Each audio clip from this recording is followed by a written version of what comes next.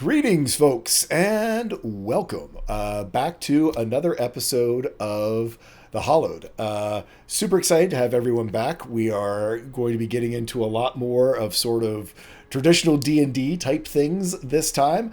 As I let people know last week, or people who are unfamiliar with the channel, it is run 100% for charity, including all of your subscription dollars. All $5 of it go directly to Satchel's Last Chance Resort. And I'm happy to report that with all the people who basically carried over their subscriptions during sort of our hiatus for the last year between the Vice and the Hollowed, we've already raised about $350 for Satchel's, even though we've only had one episode, because we have a year worth of people who kept their subscriptions all along. So thank you all so much. They are a great organization. If you follow my Twitter, you've seen pictures of Lunar. That's where she came from. And with that, let's just go around the room and let people say who they are and who they're playing. We will start off with Sharang.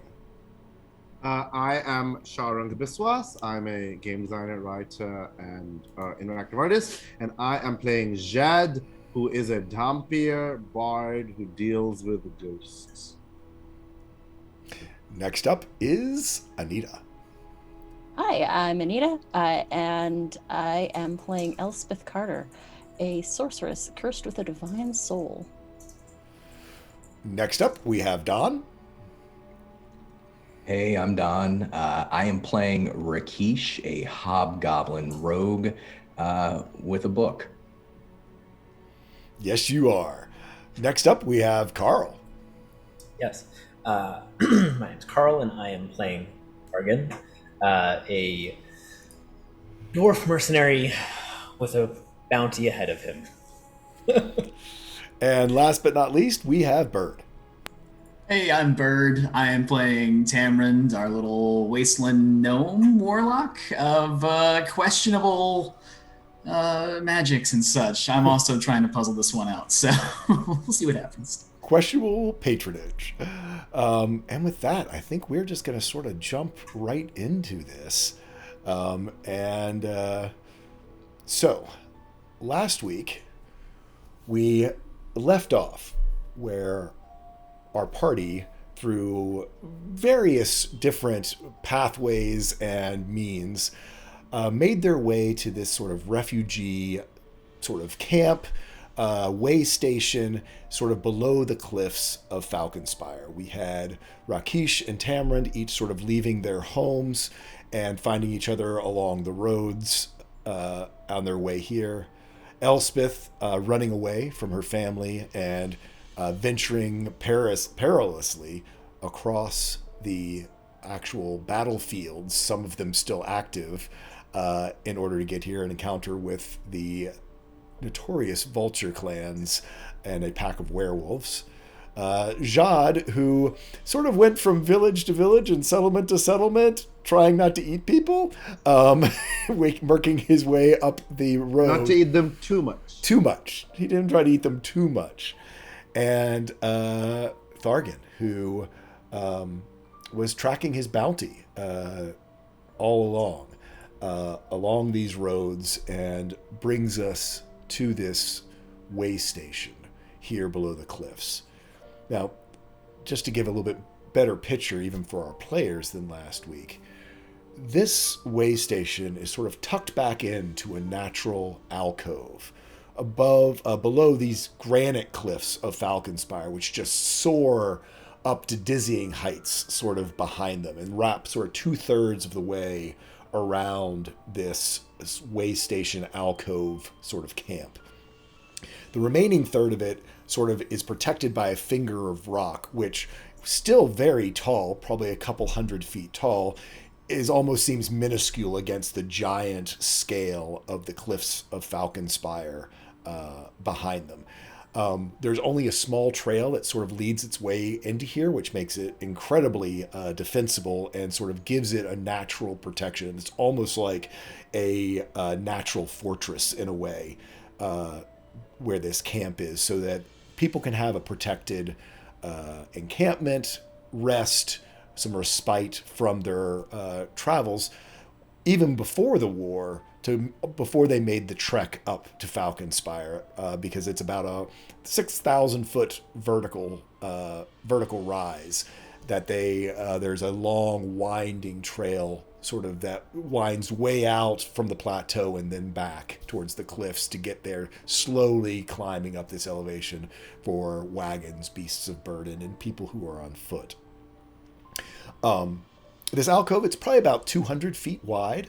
Again, very rocky around sort of this outside of it, almost like a stadium in a way. Not super overcrowded, but definitely the space is very well used in here. It's all but generally divided into two halves. One side, you have these two permanent structures where there are supplies being handed out, some general storage to help people along their way. And the other one is pretty much a kitchen, food preparation, food storage, smoking and salting sort of rooms, things like that. On the other side is filled with these sort of pavilion type tents, not though the colorful and penance time ones that you think of. Very drab, very functional, obviously sort of army issue, big pavilion tents that are out here. Where there is first aid, there are places to rest, there are actually places to clean off, to shower, cots, things like that. Lots of sort of tables and chairs, mismatched, of course, but where people can actually just sit down and have a table and sort of unpack and just sort of, unpack even just themselves, much less their belongings. In the center of it all, there's sort of a clearing, as people arrive. The biggest thing that dominates this central area is a large cistern, which holds water, which of course is in short supply in general out in the Sylvan Wasteland and along here, but clean, fresh water. And at its center on a pedestal is a large sort of the hulking figure of a gargoyle, a stone gargoyle. Most of you, as you arrived, would have seen sort of the distant gray forms of gargoyles circling overhead. And certainly those of you who had been in the armies, heard stories, even traveled along these roads, Elspeth and your family would know that these gargoyles are sort of these stone construct protectors of Falcon's Crest, really kind of the Air Force / arcane missile defense system to make sure that the actual city of Falconspire up there atop the cliffs is protected from the magics of the war that's sort of being wrought down below. The biggest thing for all of you is that along the perimeter of this, up against these stone walls, are probably a dozen, maybe 24 fruit trees, sort of the remains of the orchard of Eldath. They are covered apples, peaches, pears, oranges, plums, fruits that most of you all have only ever heard of in stories and never seen yourself, other than maybe Thargan is old enough to remember when there were orchards that were once dotted the landscape here. Some of them are in blooming right now, sort of giving that aroma of blossoming fruit trees. Others are in full fruit and being harvested by some of the volunteers here. So before we jump into right where we left off, with Thargan looking down his crossbow bolt down into this encampment, having tracked Elspeth for the last several week plus, we're going to back up just a little bit. Tamrind and Rakesh, Jad, stumbled in, happened sort of midway through your third day here. And I just kind of want to catch up with you all a little bit. You've had 2.5 days in this area. And I kind of want to just catch up with you of how you would have spent those couple of days before we sort of jump into this next piece.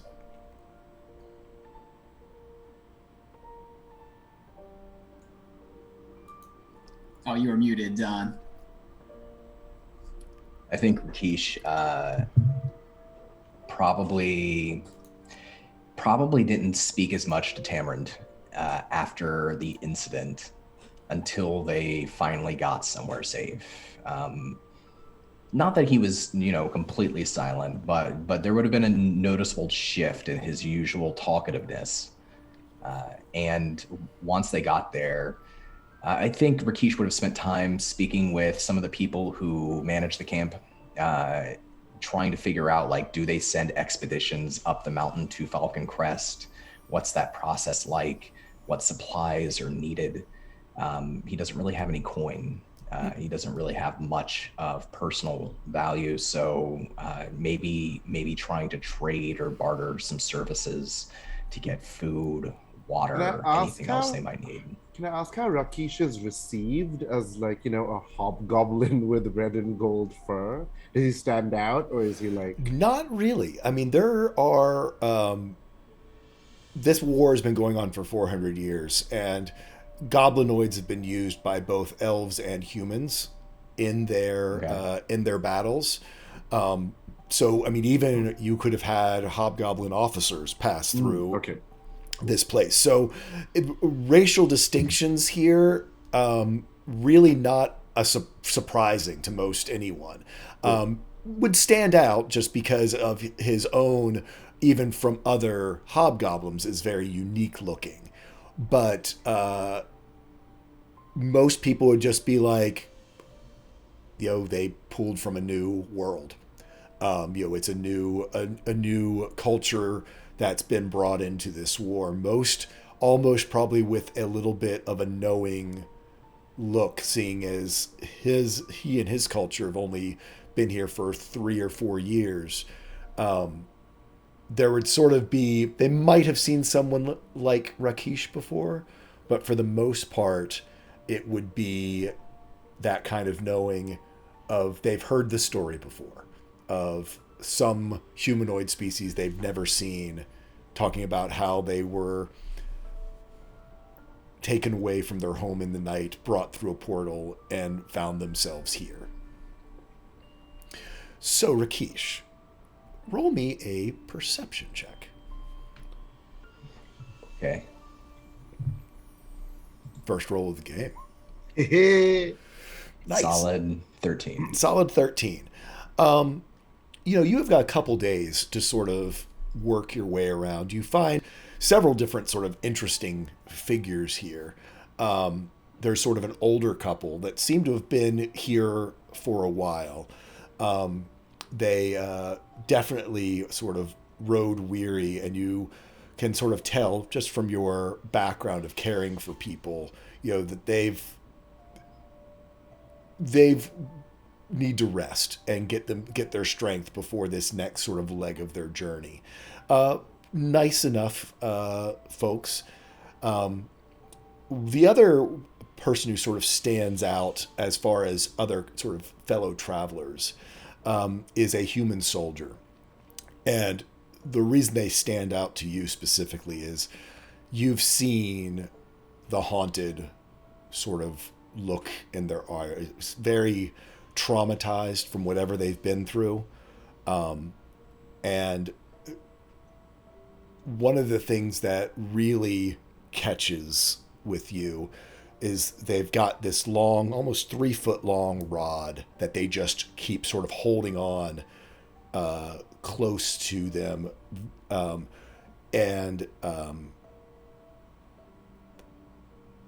won't let go of it. Just, it's almost, you can tell that it's almost like they're white knuckling it at all times. It is always in one hand or the other, even if they're drinking or eating. It is never far from them. Do an Arcana check to see if you've seen one of these before. Okay. A 3. On a 3, I would say that you might have seen one, but you never quite understood what it is. Yeah. Okay. It is something, it's a weapon of some sort. Sort of a standard issue type idea. There's and then volunteers wise, for the most part, most things, what they have available, it seems to be very much a turn in what you have, If you and they can give you something that's in better repair. There are several people there who you could talk to who are repairing, again, cooking, who are sous chefing. So there are definitely people who would certainly accept work if you offered it.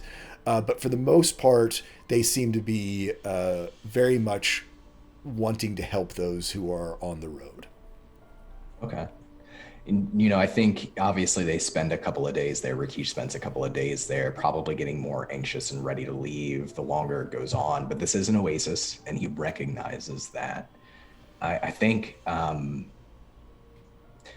want to say that Rikish would, beyond planning for the journey to come, try to find a time where he could take some fruit from the remnants of the orchard, and go gather some leaves and some nuts and create maybe some sort of like salad, very basic fresh salad, and invite Tamarind and that soldier for supper, maybe around sundown. I think he would want to have a conversation, and he would want to get to know this soldier a little bit better and find out more about them. Okay.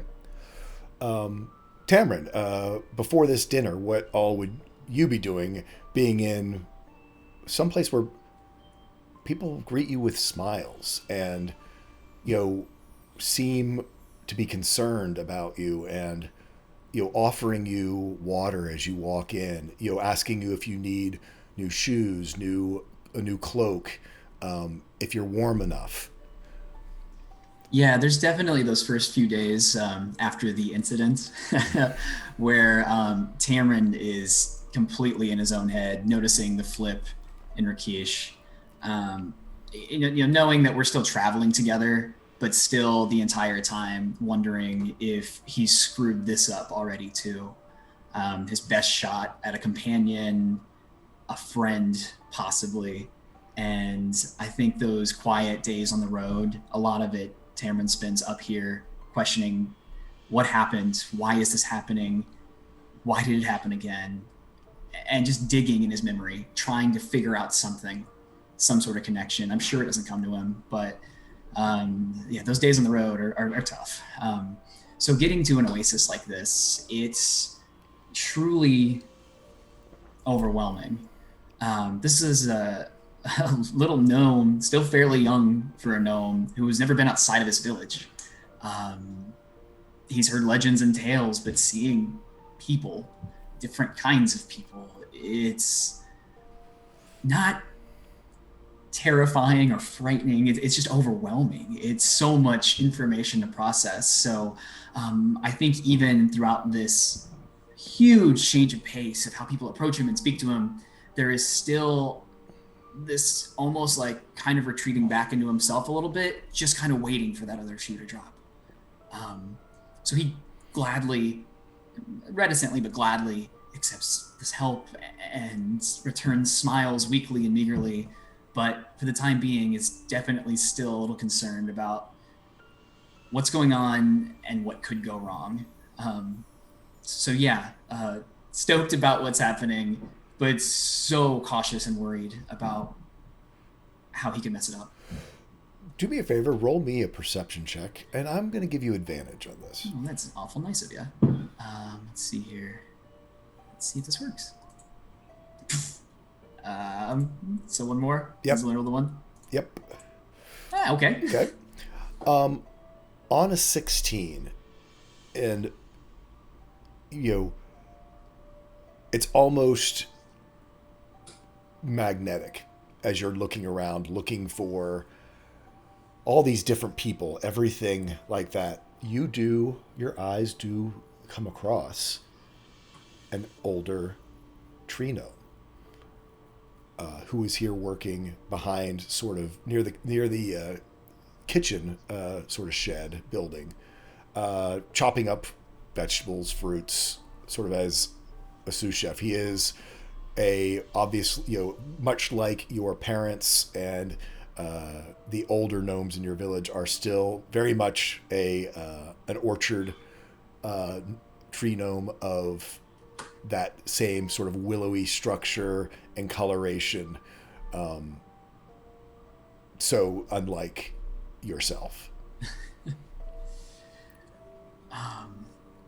Yeah, he's super intrigued by this, but I think he's also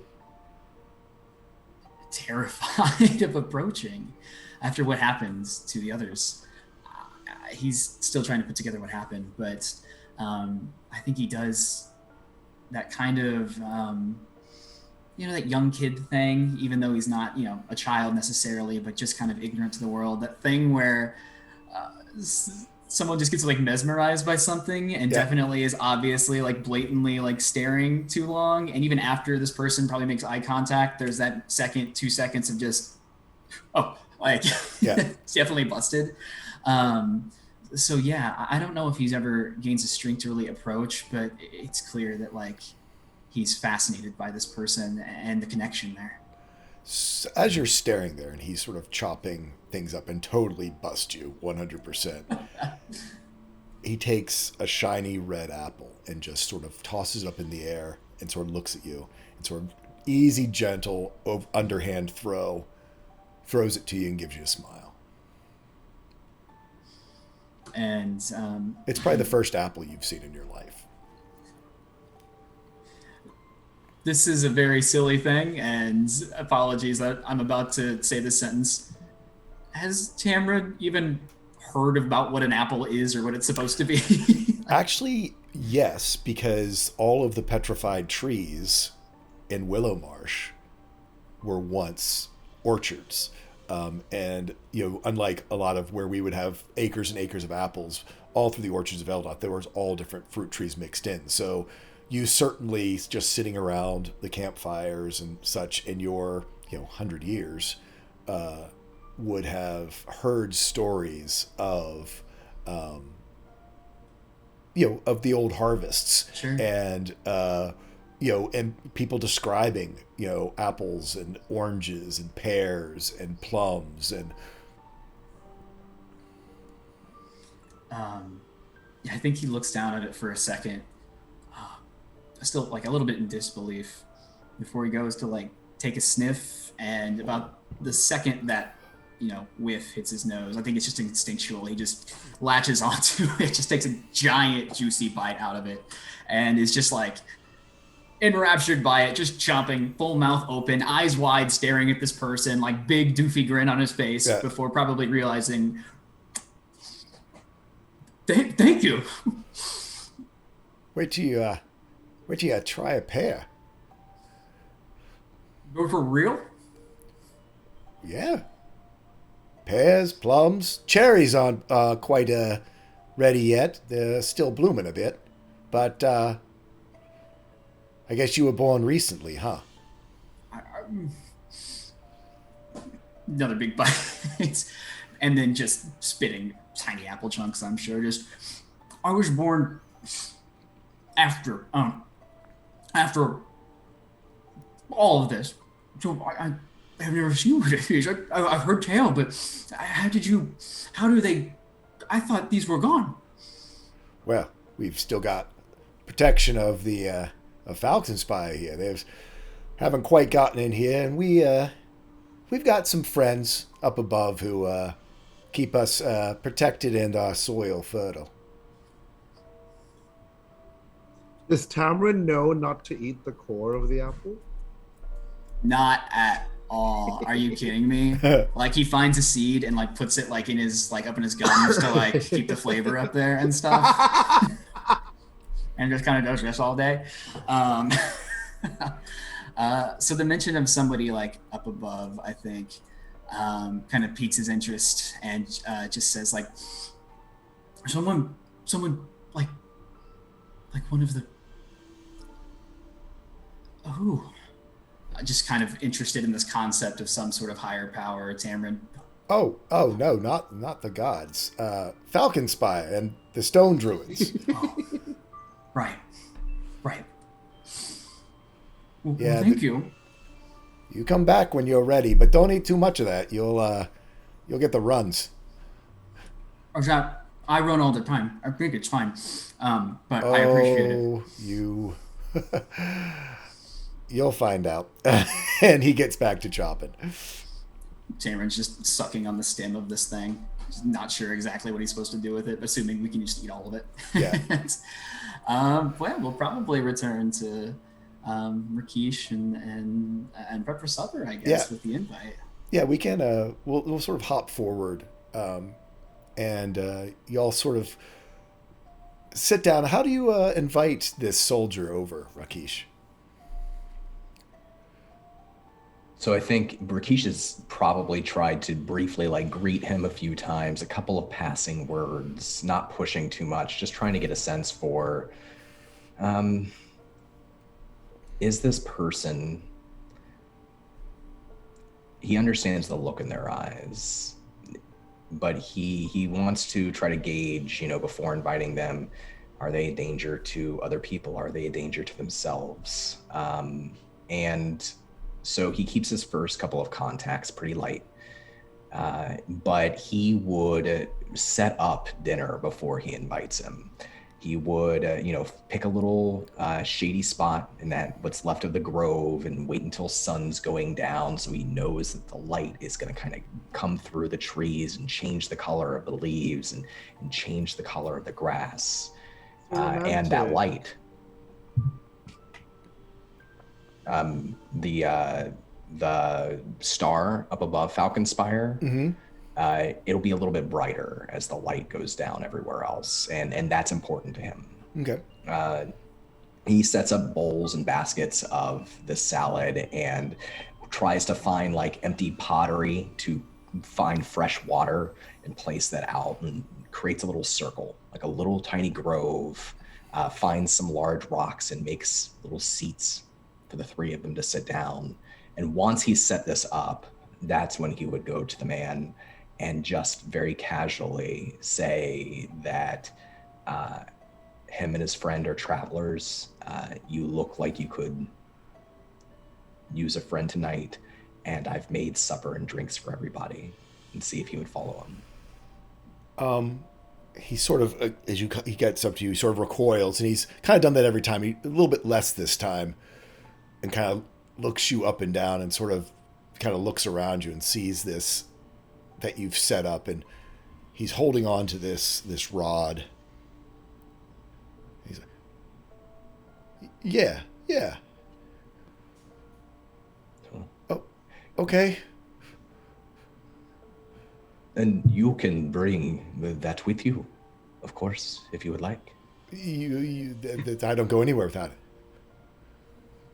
I understand entirely. I have my own. Mine is a little different, and he pats the hilt of the blade that he keeps sheathed at his side. Right. What you got over there to eat and drink?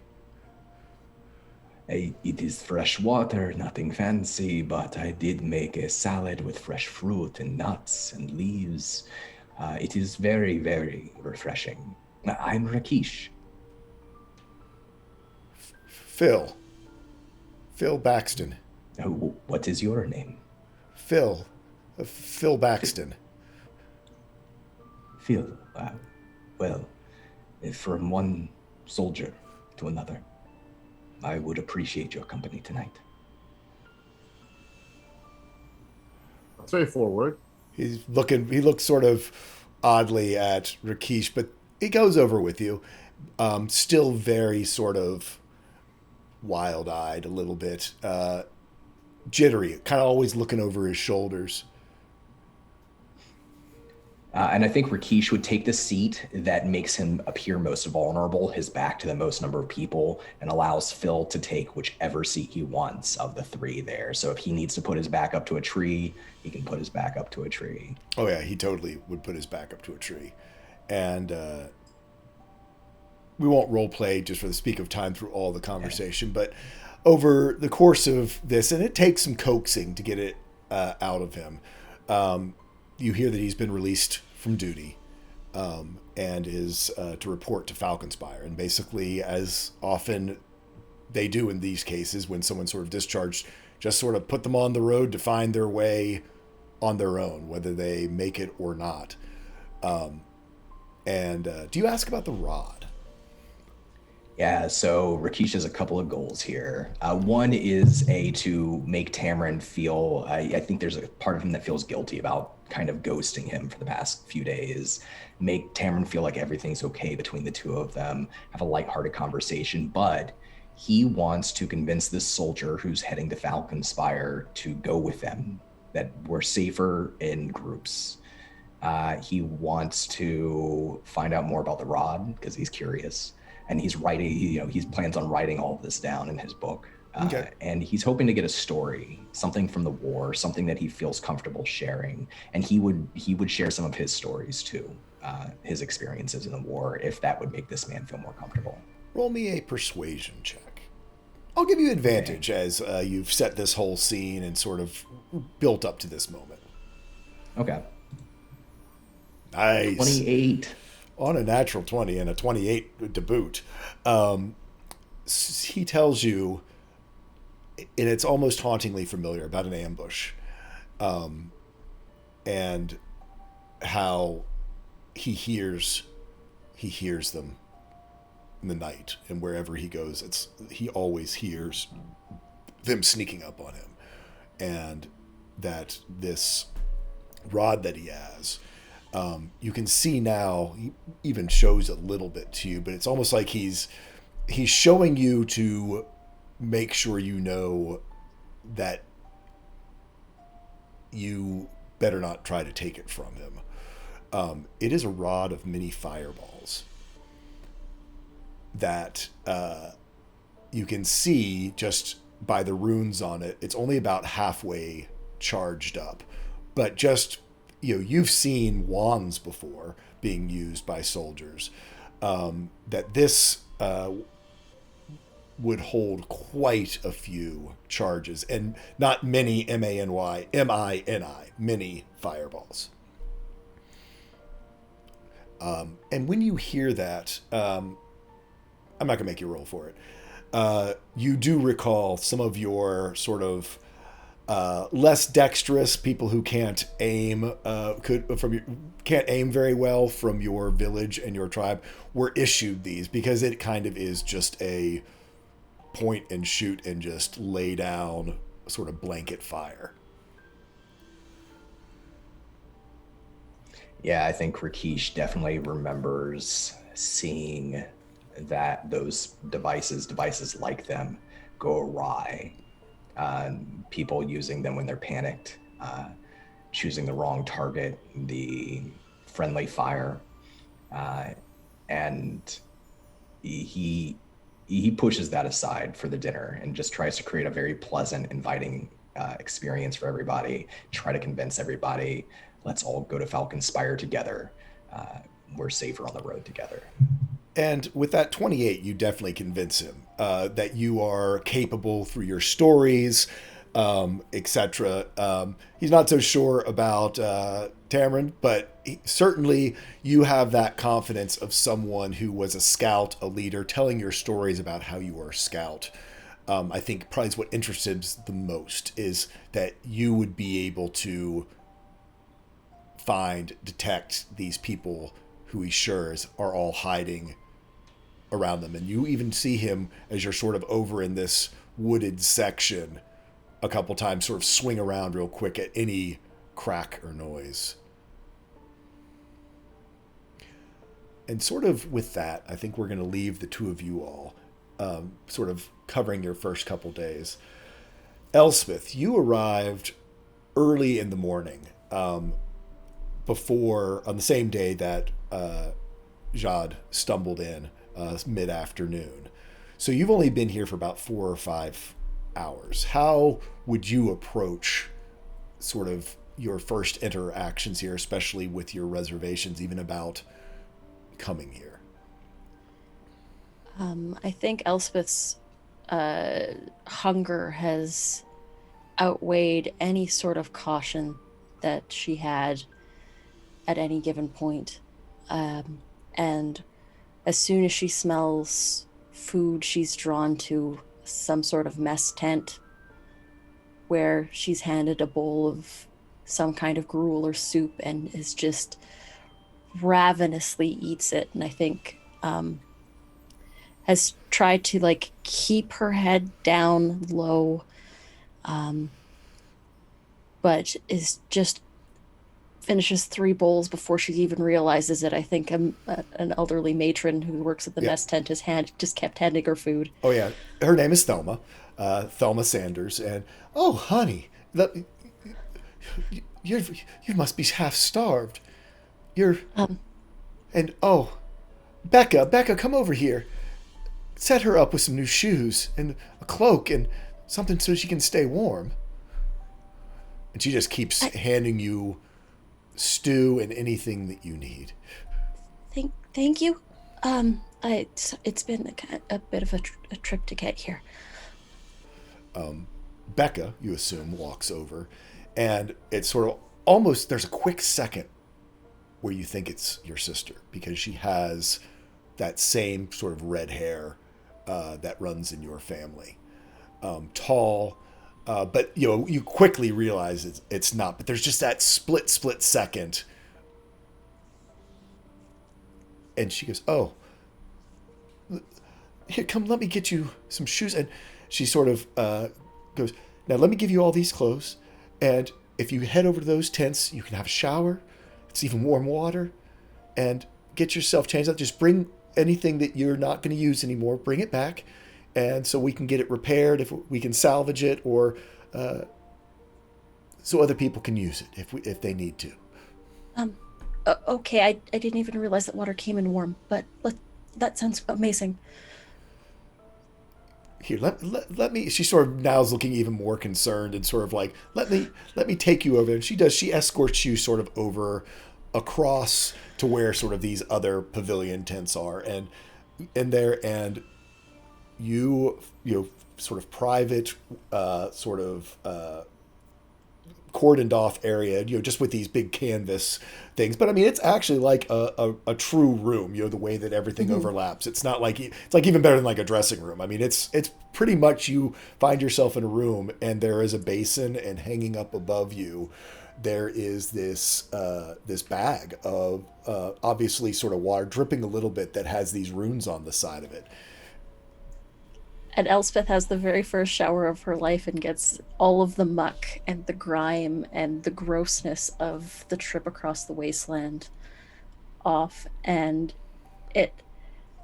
she's used to traveling on the road with her family, so it was anytime there was a stream or a body of water that was clean enough, they would wash up, they would purify what they could for drinking.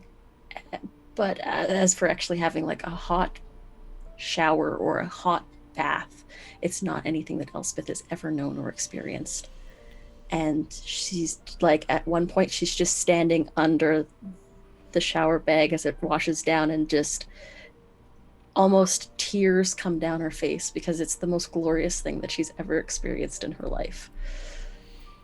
And yeah, I mean, whatever magic is here, it's almost like it's an unending bag of warm water that sort of washes down over you. It's it's not like our shower heads. It's almost sort of like that laminar flow. So it just sort of hits you and just sort of like, again, just immediately washes away. I mean, dust, ooze, blood, muck, dirt, all of the things from across the battlefields.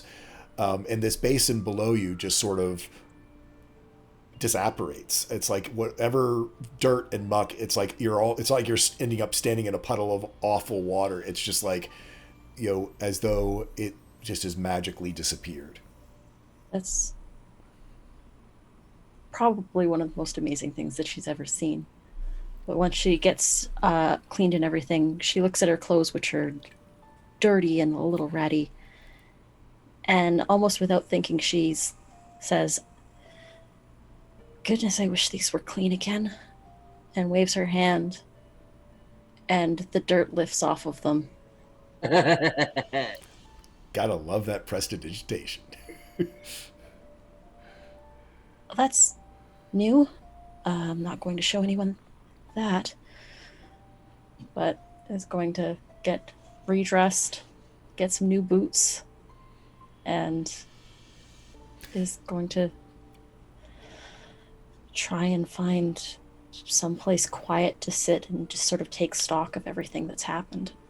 So by the time this is done, enjoying your shower, getting changed, these boots, again, probably very serviceable, but also very well put together. Being the youngest in your family, you got lots of hand-me-downs that these, to you, basically seem like they're new, even though for most people they might have been something they would have thrown out. And, well, we're going to, as you're sort of returning your, whatever you're not going to use back over to Becca, is what's going to bring us up to the present moment as Jad stumbles in and we have this interaction between Rakesh and Jad that we saw last session. Basically, Jad, you've fallen into Rakesh's arm, and Thargren, you, once again, looking down from hidden in the rocks above into this alcove and camp surrounded by 24 or so folks. You've scoped this place out. You, of course, sort of marked the Gargoyle early on because you're familiar with these both when they've worked together with you and when you've had to circumvent them in your mercenary work.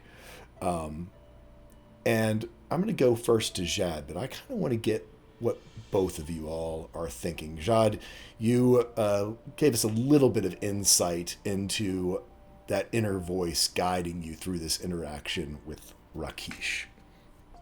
Yeah, so Jad, because remember his first tactic didn't work. Rakesh was being weird, and he's like, wait, I think he knows me. How does he know me? I don't know, not the point. Let me swoon into his arms. That always works. I'm hot.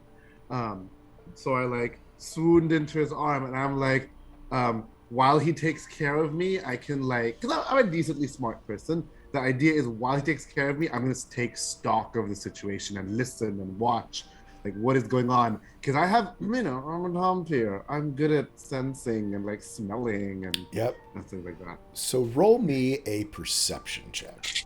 Yeah. 19. Ooh. On a 19,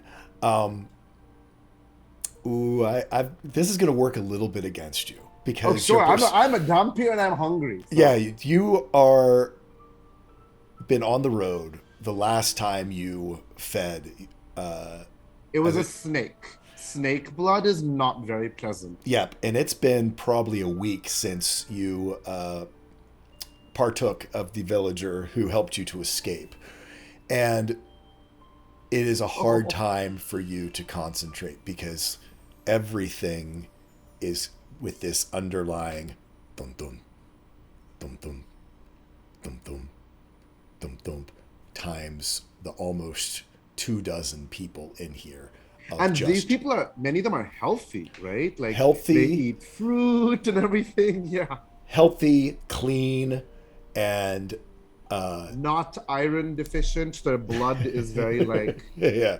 So the smells and sounds of, as Elsbeth was overwhelmed by the smells of stew, you currently are overwhelmed by a whole nother hunger. And I won't say that you don't have control of yourself, but as you can sort of take stock, the layout.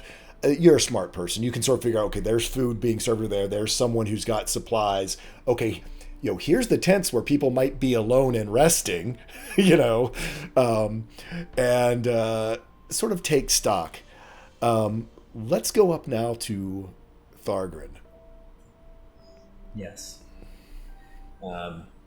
Thargren is...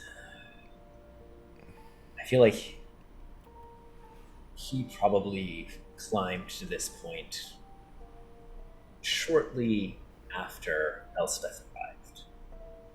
And I feel like he's probably been through this refuge a few times in however many centuries. Yes.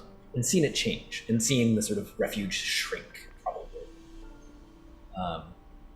And he is just watching and sort of waiting patiently. He's always had a long view on things. And I think now he knows that it's too bright, it's too active. He's waiting, watching. Okay. As you watch and wait from this vantage point looking down, roll me a perception check with advantage. I don't know if I'm going to beat that. 19? Nope, 19 and a 2. So total of 23. On a 23, nice. You know this place. You know how it's laid out. Even though tents have moved and you've seen it literally packed full with close to 100 people before. You've seen it with 2 people in it before. You very quickly assess the lay of the land. You sort of see this with that someone just a little too pale, and you've certainly crossed paths with your fair share of non-humans in your line of work, that you sort of see this swoon that happens over here with this this Fey-touched hobgoblin. Your Corey sort of having going to with sort of a stack of clothes and things. You've seen this play out before, sort of right in the middle of sort of the clearing of the camp, sort of walking things back over to the storage. But from up here where you're looking, you see just a glint out of the corner of your eye, but it ties back in to the memory you were just having. A flash of light reflected off a bruise-colored crystal that's coming in fast out of the sky, heading towards this sort of cooking building that is right here in the middle of the refuge. All of you hear a huge crash as the roof of the kitchen is hit by something and just caves completely in. People jump and yelp in surprise, and then the screams begin as the people near the campfire look into the kitchen to see what's happened, where they were cooking. Some of the people that you've met even.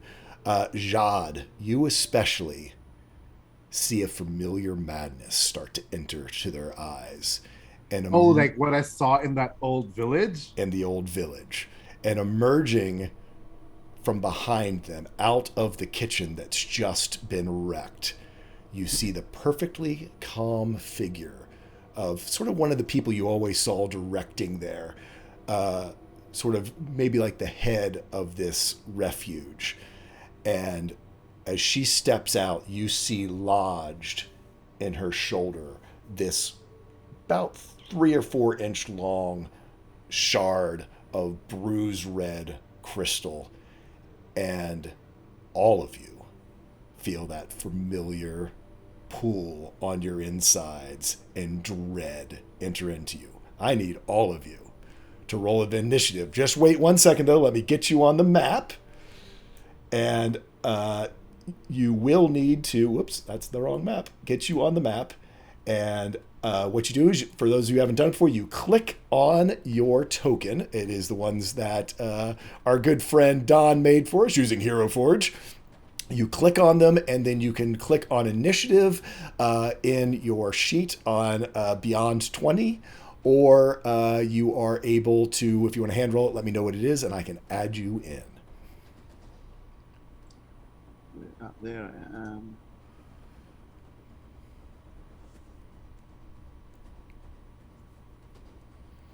Since we're in combat, I'll use the dice. I rolled a natural 20 on my initiative. Nice. There's so many nat 20. But- Oh my god. John, yeah, Oh my God, you had what? you had a nat happening? 20. Let me put that in there, correct? I mean, I do have vampiric speed. So. You do have vampiric speed. So many nat 20s. So let me go ahead and get you all into a descending order. And as So you'll Hold on, see help him some here with all these folks. 20s. Crazy. You will see, we switched to our battle map screen. You will see some of the folks who are down there. They're outlined in red. Those are the people with the madness. You will see others in blue. They are the ones who are scared and fleeing. You can zoom in on them. You can zoom in on this map. It is, I know, a large map. So you can see kind of what's going on. Right here, coming out of the doorway, this is the cook tent here. Right here, coming out of the doorway, is this crystal-born hollowed. And all these other critters out there are these thralls, soul-maddened thralls that have gone and begun to just madness enters their eyes, and they start to scatter out towards you all into the center of the clearing, etc. Any questions? I'm seeing a 16.7 from Thargan. That is weird. Plus 3.17 from Carl. I have no idea what. We're gonna say it's a 16. Yep. It adds the stat for tiebreakers. Oh, gotcha. As the 0.17. It's cool. And so, yeah, it looks like we're gonna start off with our friend Jad.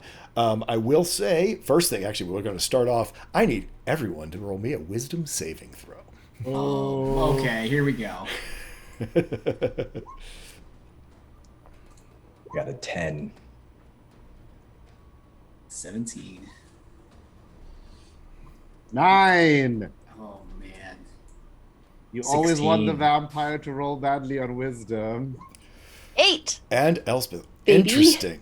So, Jad, your senses just flash into movement. This predatory need inside of you. And then the memory of that village, the memory of everything that just hits you like a wave, and you find yourself overwhelmed and frozen in place for this first round. Elspeth, you being so close to this, as well as this dread hits you, this familiar thing, this flashback to the last moment basically with your family when something very similar to this happened, and your life was turned upside down, and it just locks you in place as you stand there and see this madness erupt around you. Not again. Tamarind, because dice tell great stories, for some reason, you feel this wave of dread hit you, and there's a familiarity to it that leaves you unaffected.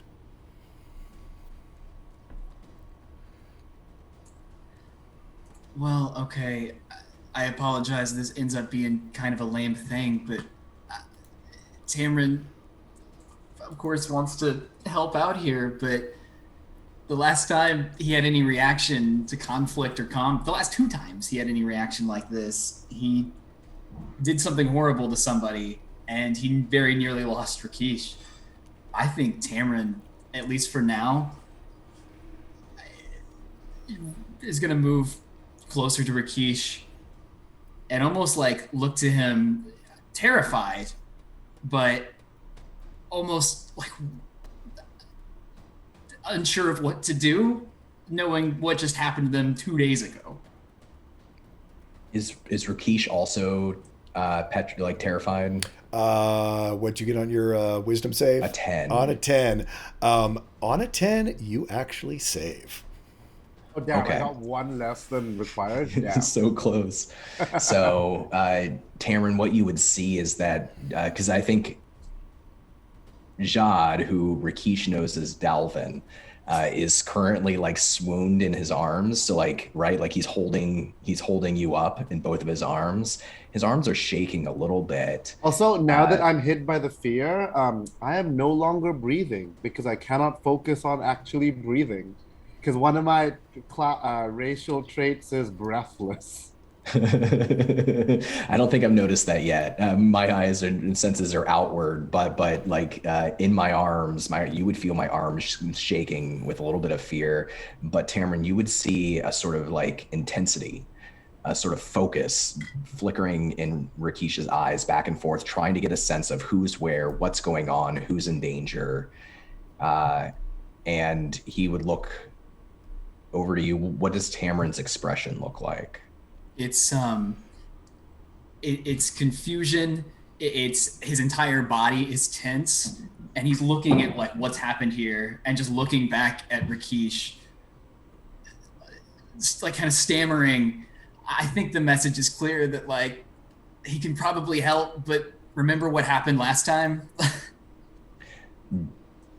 Rakesh does remember, but he doesn't know what else to do.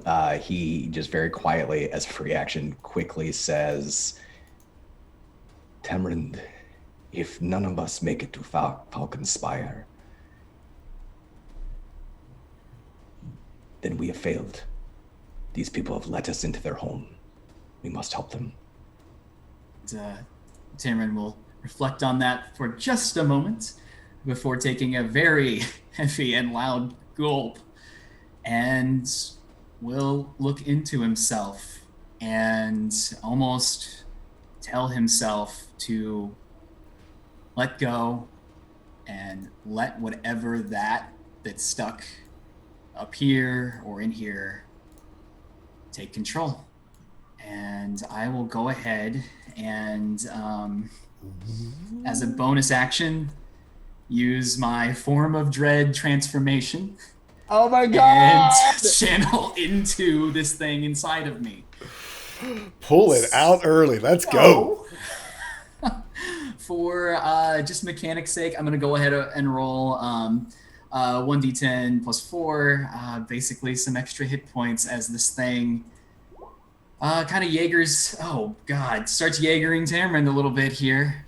And that fear, that confusion, that tenseness drops as a calm and stoic reaction, almost matching the one from the woman who's emerged from the cooking tent, takes over. And in a near like robotic fashion, Tamron will start to march forward a little bit. His hand will jut up, and on pure impulse, some mystical force releases, and let's go ahead and do an Eldritch Blast. Eldritch Blast! Oh, yeah! Oh, D&D's a thing, huh? Locking it up. Probably the closest one is going to be this feller over here. Sure. Yep. That's cool with you? And I'll go ahead and roll that. 25. 25 definitely hits. Okay. Roll me that damage. Let's go ahead and see what happens here. So 6 force damage blasts out and knocks in to this maddened individual. Yeah, you see this person before who had been like harvesting some of the fruits, had sort of been welcoming people in. His eyes are just wild, and you just see his shoulder get knocked back, and definitely hits him hard. You can see almost like a whelp forming underneath of it as like his shoulder dislodges. He's still up and sort of still shambling along, but he is. You hit him. You definitely hit him. Okay, great. I feel really good about this decision, and like I won't regret this at all. Anything else you'd like to do? That's bonus. That's action. That's movement. That's everything, man. Okay. I need to do just a little bit of measuring as this crystal-born... let's see. What's my range? Nope. Okay. The crystal-born hallowed just sort of strides forward. She's going to move her full movement up out this way and sort of just in that weird sort of hypnotic way just steps up on top of this serving table that they had been serving food off of and looks down at Elspeth and glares at her, and she is going to use Psychic Glare. I assume a 23 is going to hit. Yes. My AC is like 10. So Nope. yeah. Yeah. We all have like fiddly AC, I think, right? Oh I yeah. have no Y'all are dexterity. squishy. We're squish. We have nothing. In that frozen fear, you suddenly start feeling just a drain go out of your body. A pull and tug on your soul as you take 8 points of psychic damage as she begins to drain out of you your life force. Elspeth will scream. And, I would, but I don't. I want to spare all your ears. Yeah, no, thank you. And ooh. Yeah, you're like the one who's right there. So she's gonna do it again. A 21 and another 13 points of psychic damage. Elspeth is down. Oh God.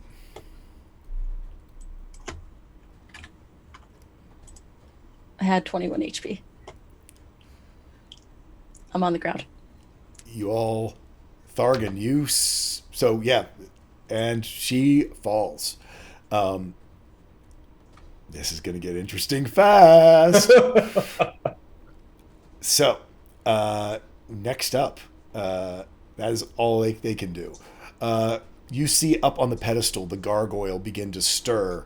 It does not seem to have become awakened yet. Thargan, you'd be familiar that they do seem to have to sort of awaken out of their hibernation. Thargan, you are out of range of the wisdom saving throw that's needed. You are way the heck up here in the rocks. Were you able to find your token? Yeah. And it's your go, and you just saw your bounty dropped. All right. Well, I think Thargan is. Let's see.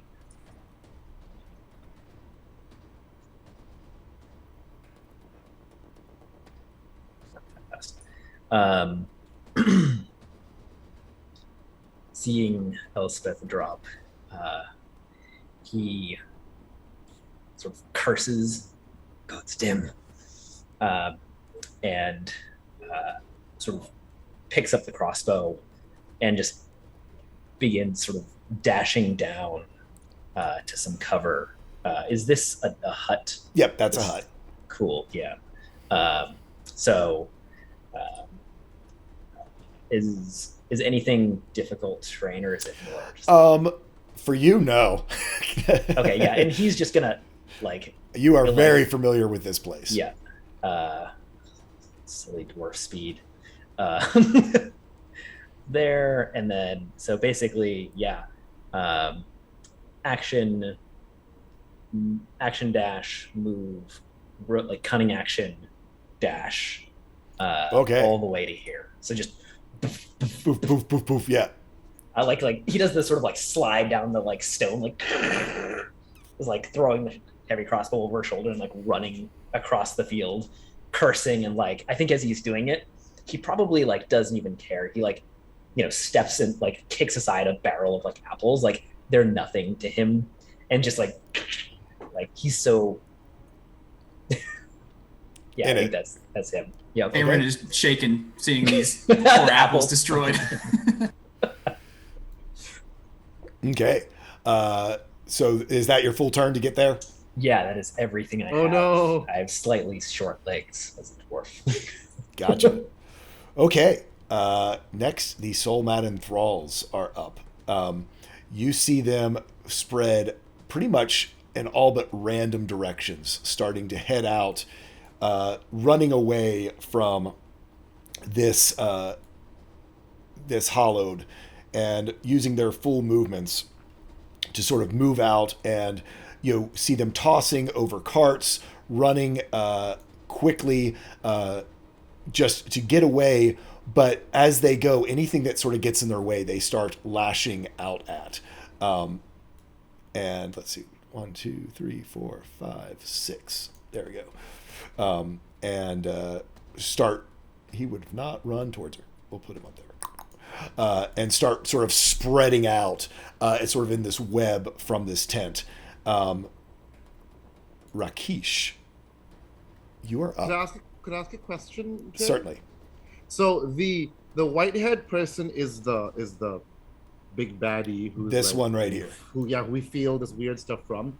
Do we feel that weird stuff from the soul maddened, or are they just literally going like wild and running going absolutely wild? You do not feel that pull from them. You only feel and it we from don't see aggressive intent from them. You see aggressive intent to the point that you witnessed in this other village. Okay, so just when they crazy. sort of meet each other, they'll tear each other apart. Okay, basically, okay. Type idea that Perfect. anything else moving in the area sort of becomes a threat, and so they start fighting it blindly. Perfect. Yeah. Rakesh. Right. So Rakesh watches Tamarin run forward and transform in a way and attack with magic one of these people. And he just kind of quietly says, I think Jad would hear, "That is not what I meant." And then he watches Elspeth, this woman he doesn't know, be attacked by this creature and go down. And he very quickly kneels down and tries to let go, lay Jad down and say, "Delvin, be safe. Hide if you must. I will return." Sorry. And then he's gonna run his full, let's see, can he do it? 30 feet. 30 feet. Straight towards Elspeth. Yep, you saved. You're able to. Okay. So he runs towards this woman he doesn't know who's just gone down and slides through the dirt, through the grass, on one knee next to her. And he stares up at this being just for a moment, and then he closes his eyes and he recalls a story. It's the story of the first human he ever met, and it wasn't here in this world. It was on his island. The only one he ever met on his island somehow washed ashore. They were lost. They were depressed. They missed their own people. And Rakesh and his tribe, he gave them food. He gave her a place to live. They shared their stories with her. And in return, she showed him, for the first time in his life, divine magic. She worshipped a sun god. And he'd never seen anything like this before. It was different than his people's magic, but he remembered it. And as he recalls this story in his head and what she smelled like and looked like, her fear and how she slowly came out of that fear, he holds a hand out above Elspeth, and this purple green light begins to spread out of his hand, and within that light, motes of sand drifts down like rain over top Elspeth, and he casts Cure Wounds. Nice.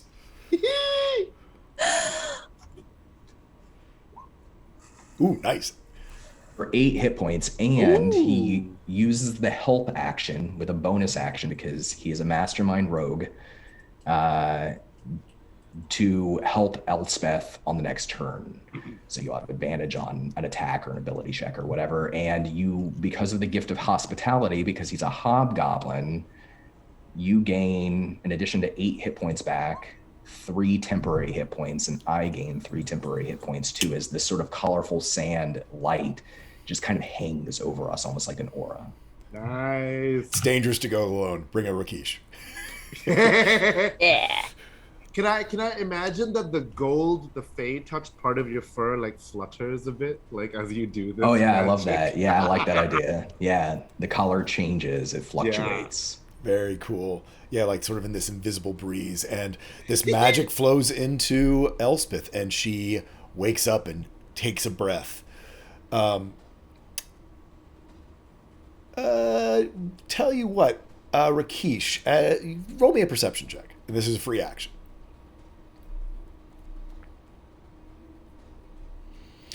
Yeah, 21 and a 22, so 19 and a 20.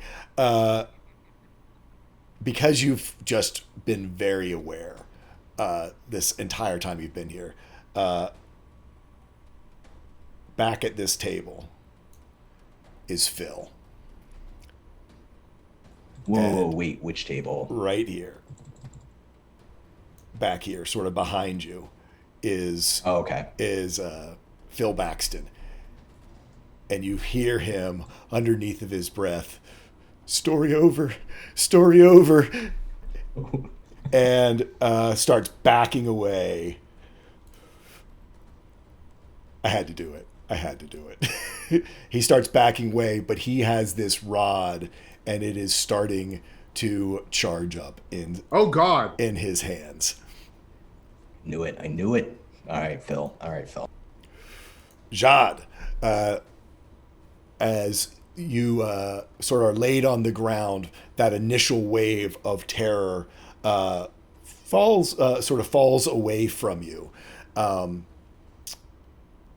Tamron, what's the size of your aura?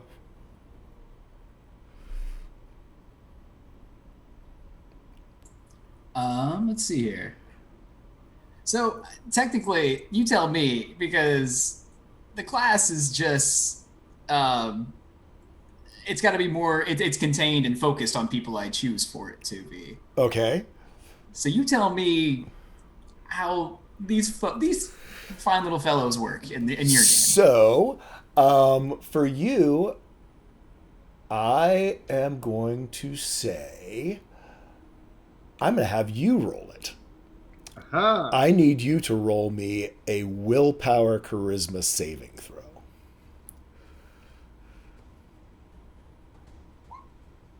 On a 17, you are able to direct this sort of in a semicircle in front of you and not affect this older couple behind you, Phil, all these other people behind you. It seems to be sort of, so you've got control of it right now, that it's not just this unleashed terror. It is more that you're using it to harness your magical abilities. For and you can sake. focus it on when it comes to your turn on the people that you want to. But the good news is Jad doesn't have to save from it. So for narrative sake, that's prompted by seeing Rakesh out of the corner of his eye through the head, and I think there's a flash of Tamron kind of entering back and being able to adjust a little bit here. Perfect.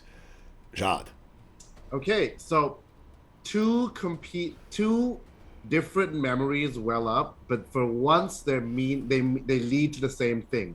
So first, seeing Rakesh, because I can feel Elspeth's heart start again, right?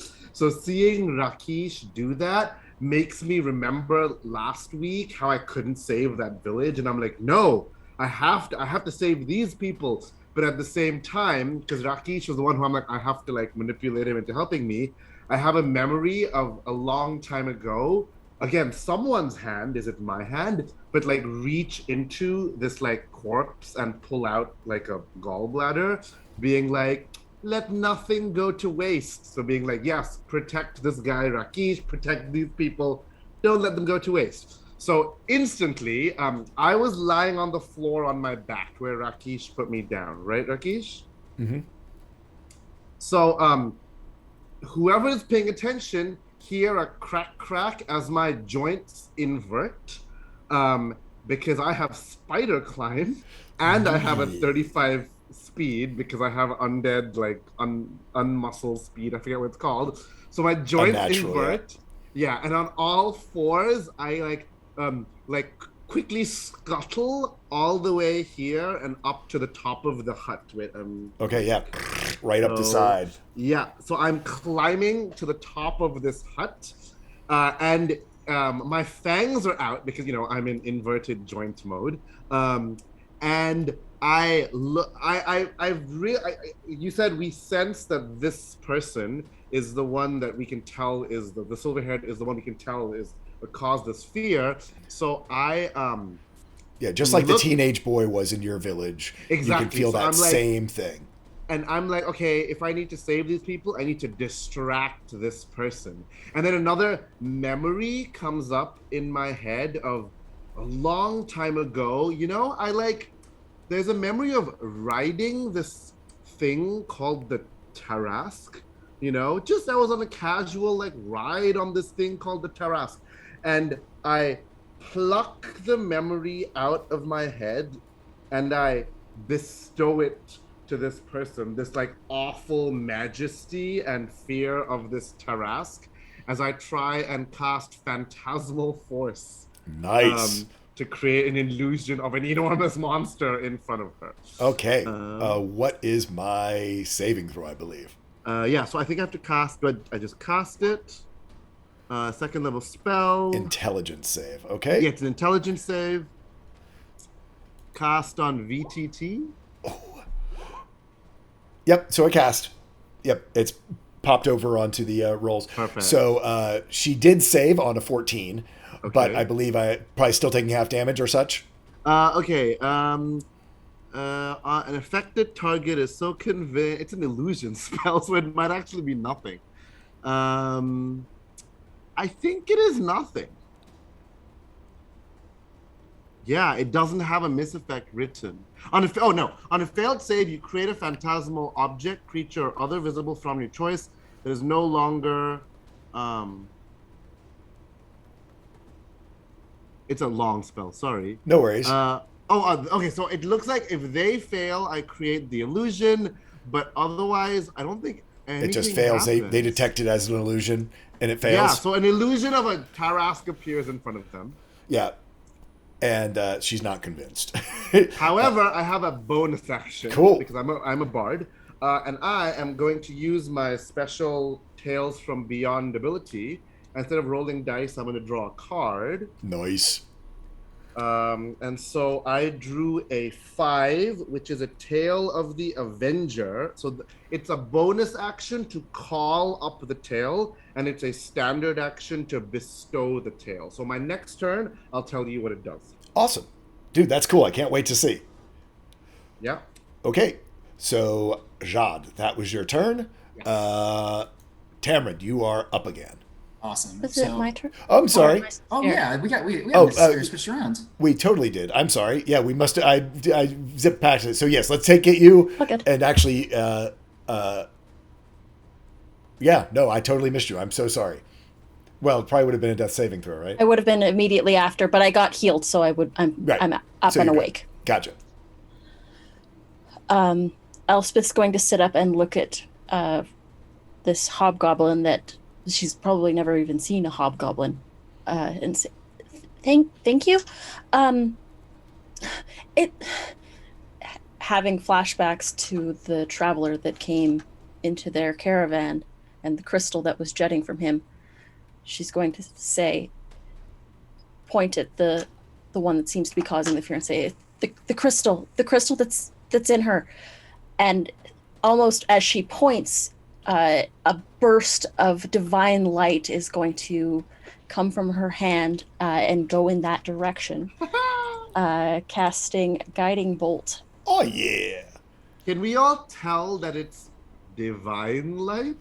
We'll get to no. that. We will get to that. I'm playing these things like a lot of these things are instinctual, so Yep. let's. I'm going to cast that at second level. Nice. Nice. Is it an attack roll or is it? It is an attack roll. Okay. It should have come up on roll 20.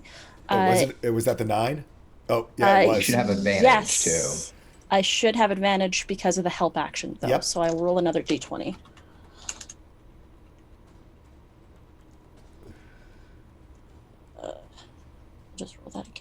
Yep, just click it. It'll give you a second roll. And that. It's an 11, but I would like to use my trait favored by the gods to add 2d4 to that roll if it to possibly change the outcome if I think that missed. Does this look more divine now? We'll see. That's an extra 6. So that makes it a total of 17. So on a 17, yes, this golden. Describe to it. What does your gliding bolt look like? There is this faint smell in the air as it streaks through of almost like a more potent version of the orchard that's surrounding them. And just this golden light, almost flecked with teal and blue like water, slams into this person. And now they are awash and lit up with this divine light, so that the next attack has advantage. Nice. And you see them take this damage just sort of goes slamming into them. And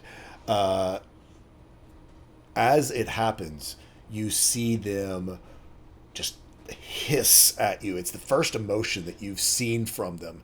And you see this crystal pulse sort of in their skin, and where that blue light hit, it sort of like pulses and it sort of takes over. It still leaves the residual action, so the next person has advantage. But where it had started, like, again, does full damage, but just for flavor, you see that it's almost like this fight between this divine magic and whatever corruption exists within this crystal. So 13 points of radiant 13 points damage. of radiant damage, yes. Nice. That's a solid hit. Yep. And It's 15 because of the outcast. oh, right? that's right. Yep, for the outcast. Even nicer. Yep, you absolutely are right. Wow. Yeah. Nice. Oh no, it's included. No, it's included. Yeah. Okay. Oh, is it there? Okay. Yeah, it's all there. Gotcha. Cool.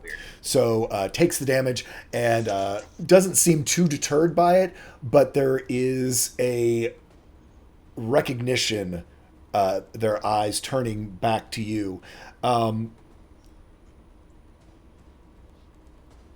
We'll deal with the other piece of that later. Then Elspeth's going to use her movement to move back as far as possible from this action. Okay. And seeing what she did. Okay. Is just going to use as much of her movement to get as far back as possible. Okay, so you can go ahead and move back 30 feet. You, I think, should have control of your token. I do, yes. So Yep. Let me just do. Yep, should be 6 squares back there.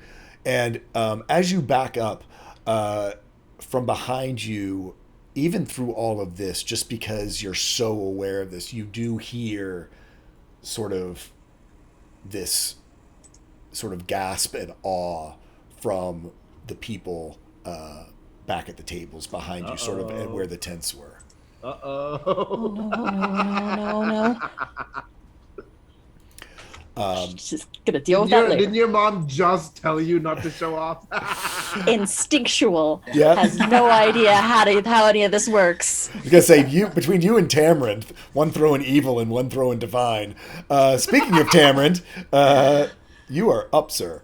Yeah, I think at this point, with, like I said before, the brief moment that allowed Tamarind's actual self to kind of take back over was seeing Rakeesh rush forwards to protect this person, to save this person. And that alone is enough for, Tamarind to go from kind of just self-preservation, attack anything that seems like a threat, to identify this major threat now that he's witnessed multiple people target. He won't move too far ahead, maybe just a little bit to be slightly closer to Rakeesh. Again, just kind of moving in that super rigid, stock-like motion. The hand juts up, and once again, we'll go for an Eldritch Blast and see what happens afterwards. And this is with advantage due to Elspeth. Yep. Yes. So we got that, and we'll just try for a nat, I guess. Yeah, that's fine. So I'll go ahead and roll this. Chill touch or Eldritch Blast? Sorry, I just misclicked. It's the same roll. Yeah, no worries. So just 3 damage on this one as this mystical force shoots out, but I do need from her. I believe it is a wisdom saving throw. Ooh, okay. Okay, this could be interesting. Ooh, that's a 5. So as Cameron steps forward, juts out his hands, and this magic pulses from him. This magic he still does not quite understand.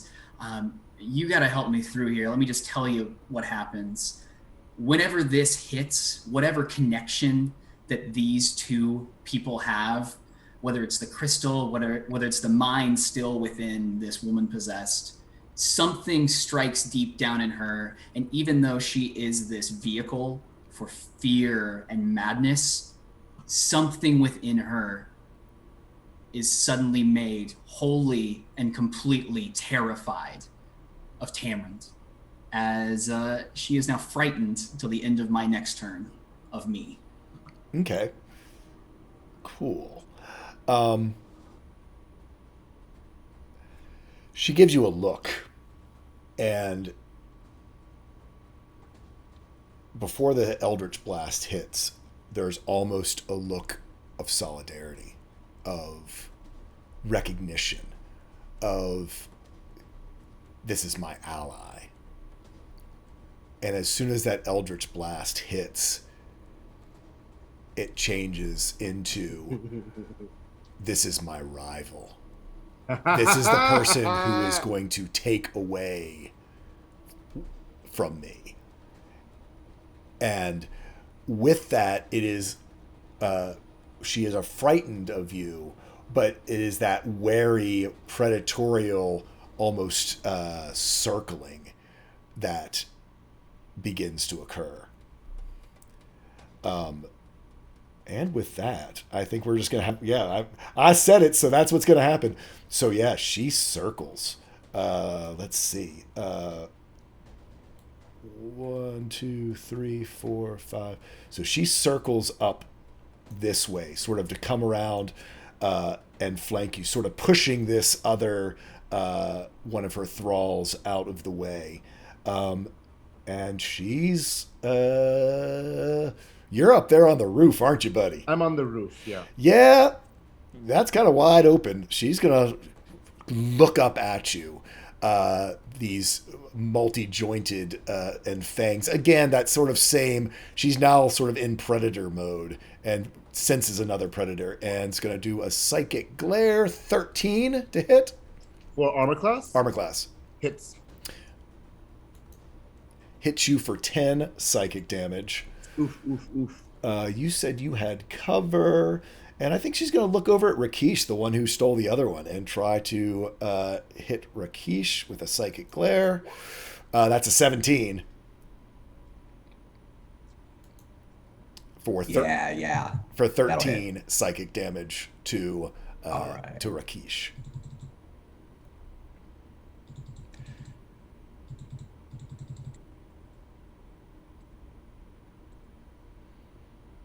And that's her turn. She's going to stick. The gargoyle sort of wakes up off of its perch and sort of steps down and just starts striding towards sort of the source of the person attacking. He is sensing this. As he passes by, this maddened thrall is going to swing out. I'm not rolling initiative, I'm rolling an attack. With his claws on a 7, actually misses her. On his first one, as he was jumping down, doesn't quite get a good one. He's going to try to hit her again. With that... is the gargoyle on the map, Jake? The gargoyle, yes. It's hard to see because they're gray. It's I see. Yeah, right perfect. there. Perfect. And basically, in his haste to keep moving past and get past there, like sort of swats them out of the way, but doesn't really connect, just sort of pushes past them, as both of his attacks were crap. And let me just measure it out. I think that was the 30 feet. 25, one more. As this gargoyle sort of moves across towards this sort of source of everything that's going on. Thargan, it is you. Yes, I think Thargan is seeing just chaos, spots the like soldier like powering up the rod. It's like seen panic in soldiers before, and then Oh, yeah. whatever the hell it is that Jad just climbed past me. But when Rakesh goes over and heals and gets up Elspeth's and sees this thing advancing, ducks back, pulls out the crossbow, is going to use his bonus action to cunning action to hide back here. Yep. So give you that stealth roll. Oof, not great, but 13. Yep. Her eyes are 100% locked on Tamarind. All right, and we'll sort of then basically then like come back around and fire at her. Okay. Go ahead and roll. With advantage for this one with the hide, you do have advantage. Okay, let's make sure that.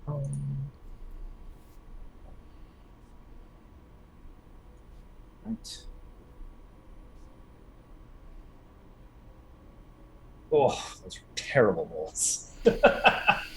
So, for a 13, on a 13, that is going to just miss as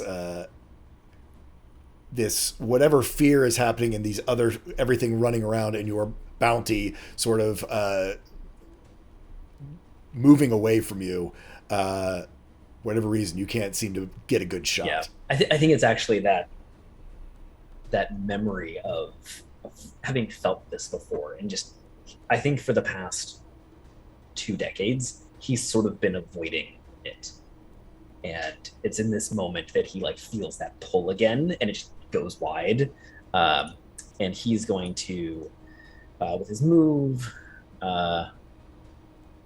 I think he's just going to run across to here, trying to sort of circle around to cut Elspeth off. Okay. Cool. Is that everything you got? Yeah. Okay. That was it. Next up are all these thralls. You see them again disperse out. This one is going to run up and engage Rakesh. Soulmad and Thrall.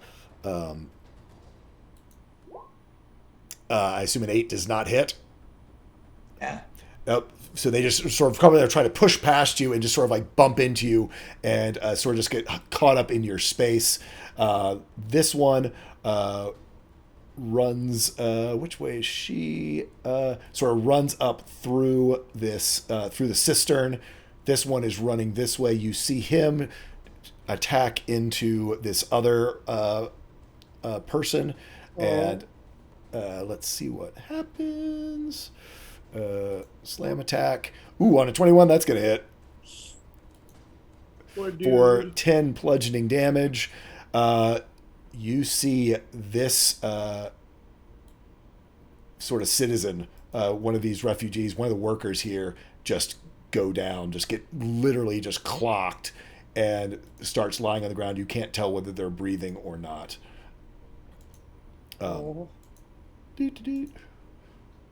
Skunk. Who'd I move? Move them, move them. This one, sort of in the way of her, is going to run over here.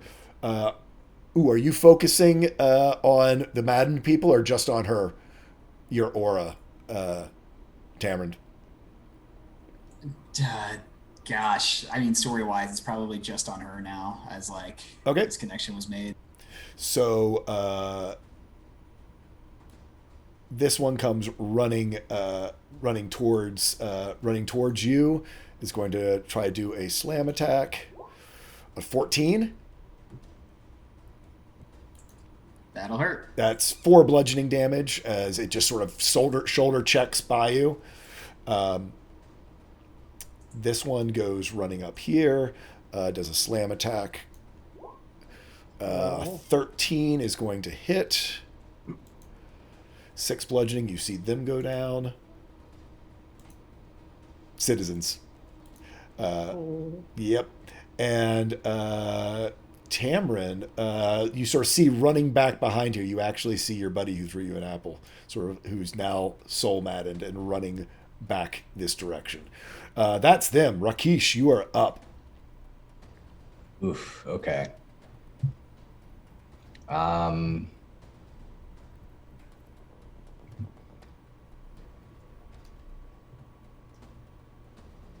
All right.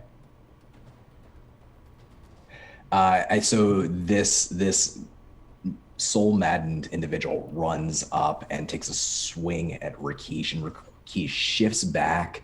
He uses like the weight of his body pushing in the opposite direction after the swing misses, just to kind of knock them back a few inches, just to give himself a little space.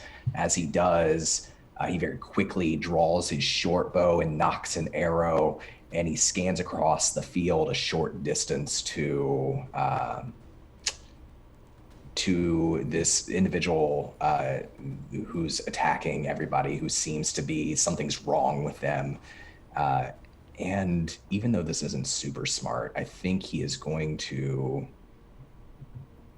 step forward to Tamron's shoulder, which could get an opportunity attack. Didn't you say you stepped back or you pushed it away? I did, but like I'm not using my cunning action to do it. Oh, Okay. Yeah, I need to save that bonus action. As you step away, it does not seem as though these creatures have enough intellect or have enough foresight to do an opportunity attack against you. Okay. All right, that's fortunate. File that So- for later. Body checks this individual and knocks his bow, takes several long strides forward to stand shoulder to shoulder with Tamron, and says, "Stand strong, Tamron. Don't retreat. We can save these people."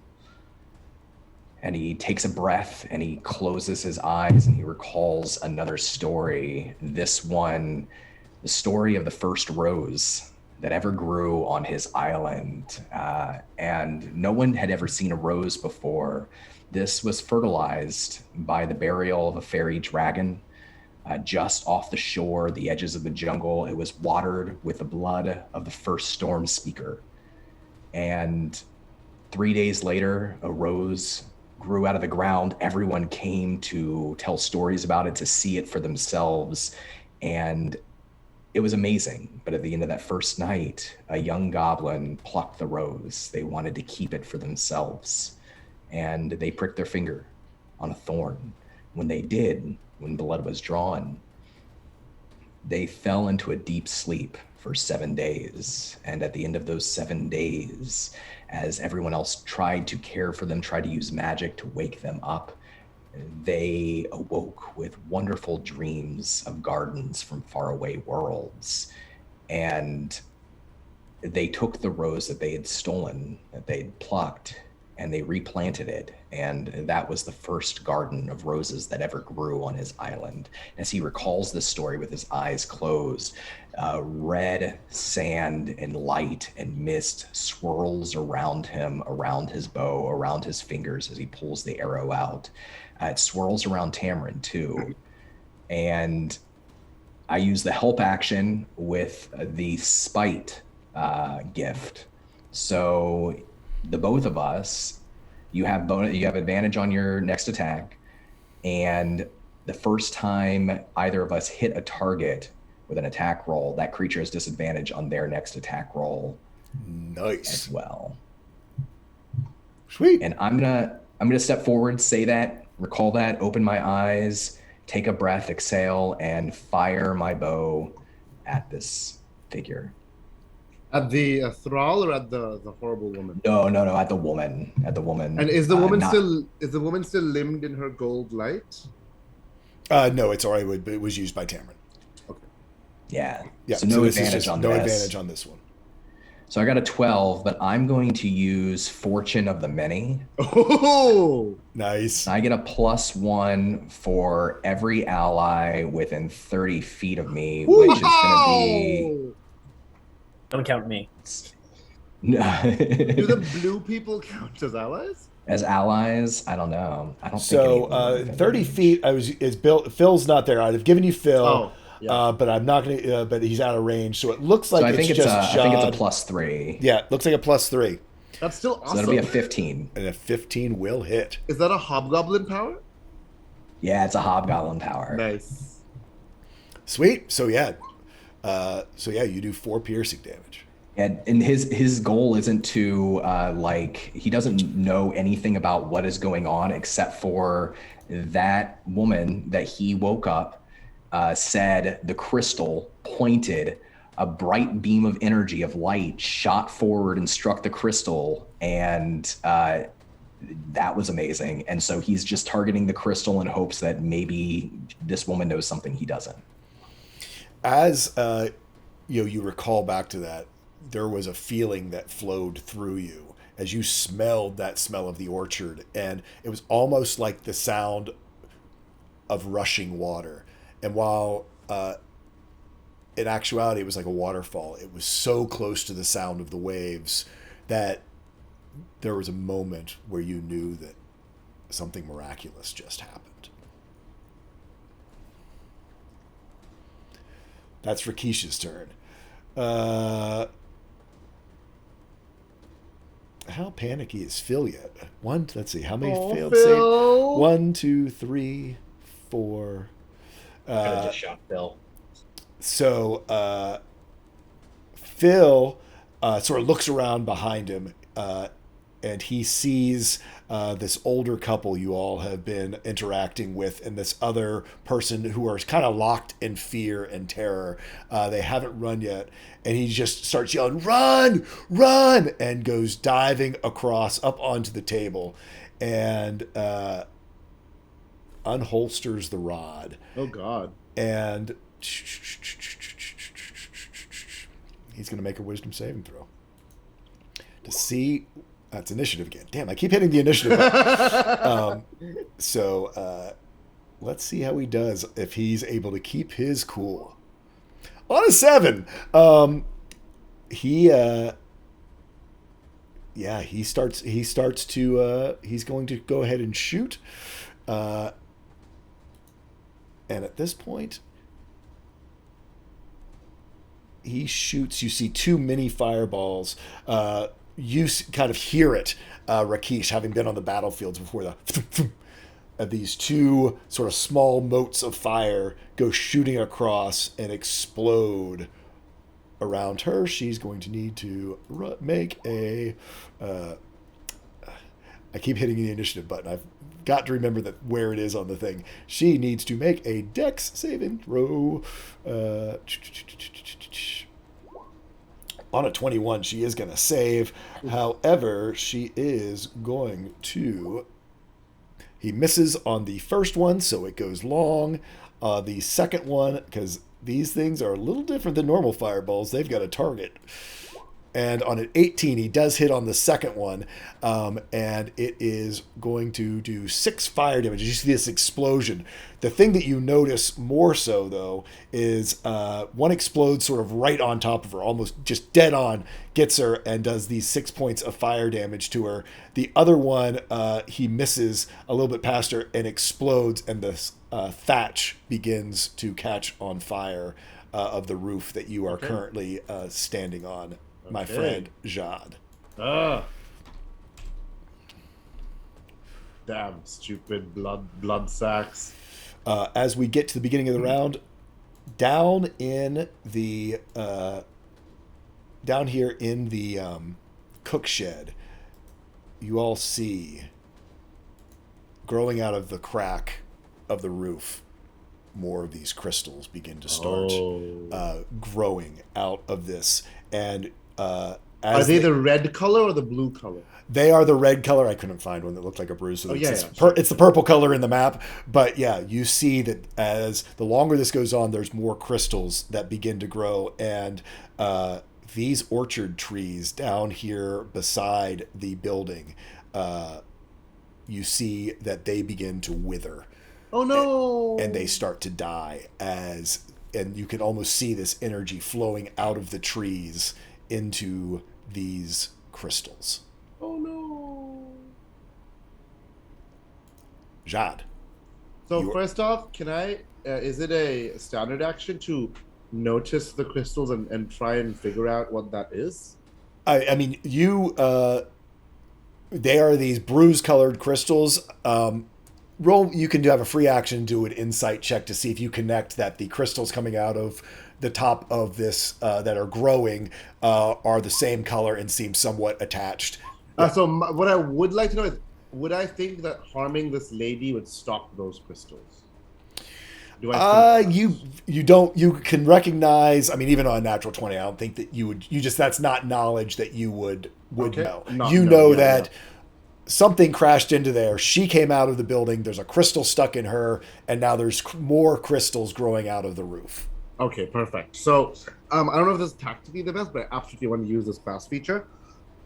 So Rakesh had pleasant memories of roses. I have unpleasant memories of roses. So I drew the Druid card, and it's a 5, so that's a Tale of the Avenger.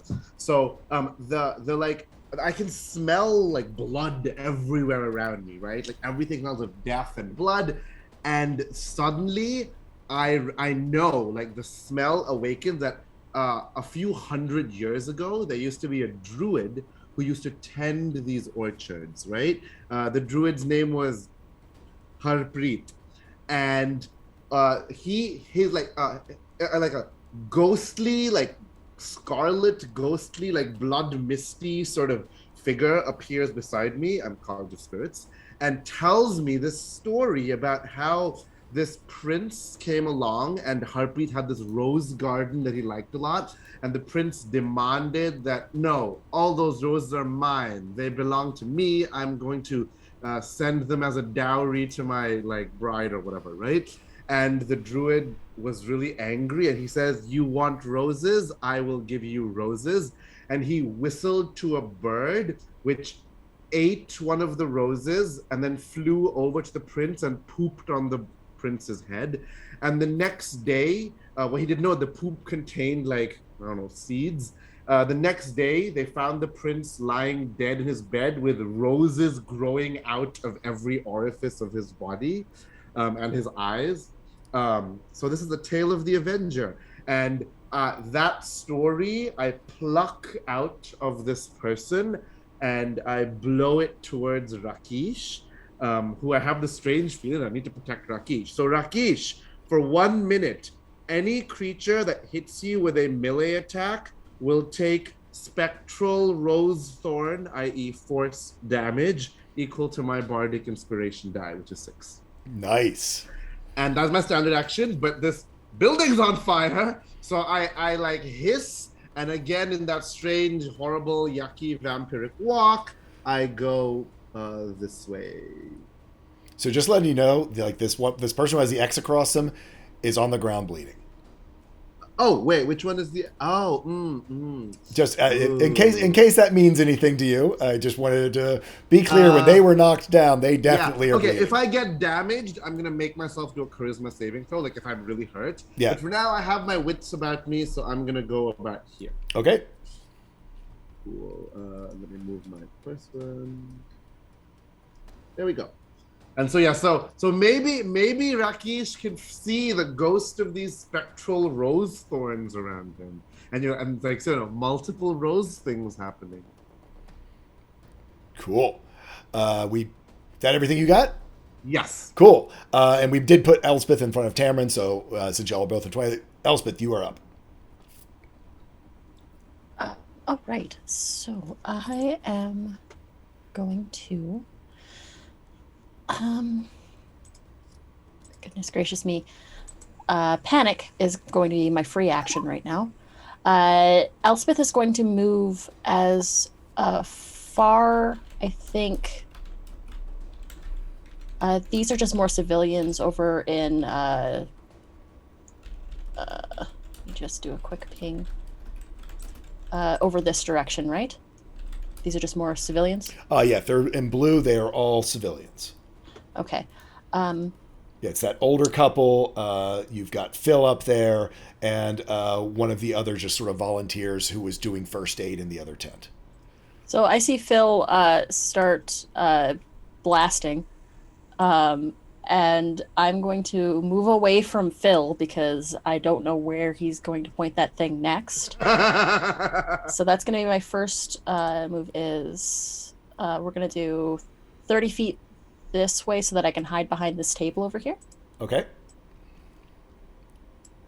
And then as I peek up from behind the table again, I'm just going to make contact with that woman.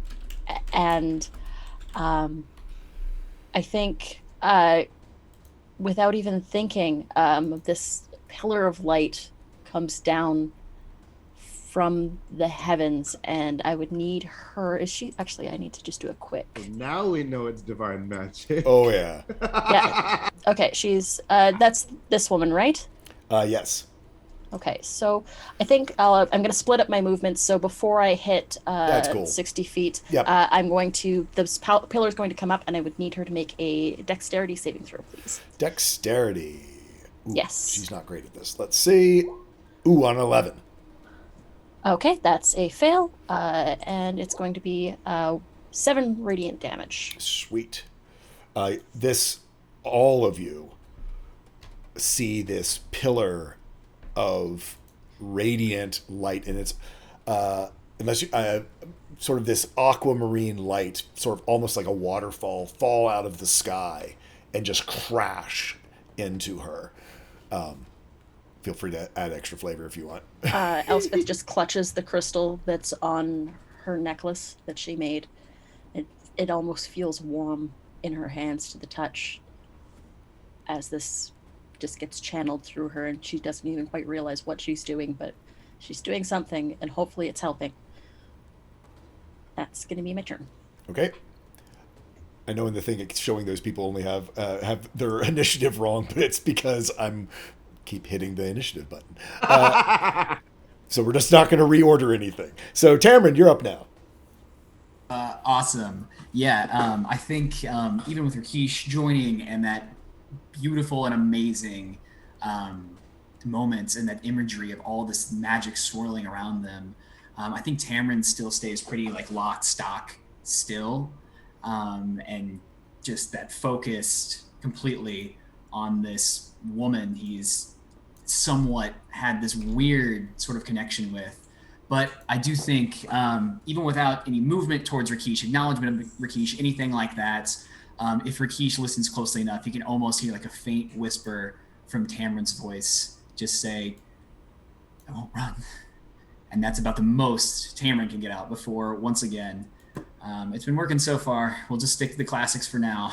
Just Hey, see how things go. I don't know where this fight's going. I'm very nervous about it. So I'll try to blast her again. We got 11 is not going to do it.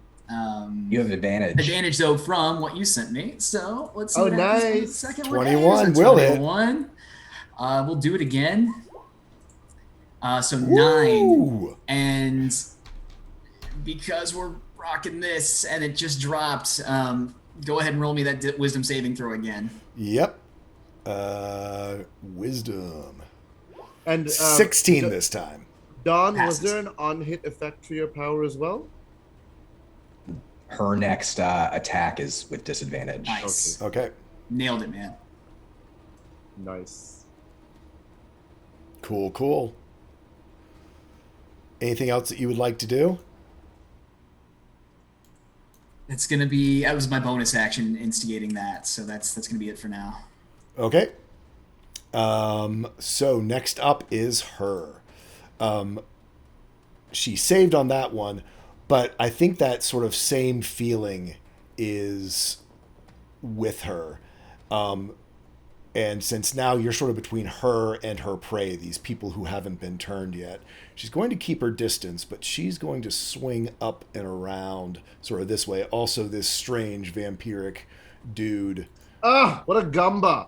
is up there. But let's see. Who's it going to be? Ooh, okay. She's going to look at this dwarf who had their crossbow pointed at her. This is a disadvantage, correct? Still is a 23 to hit.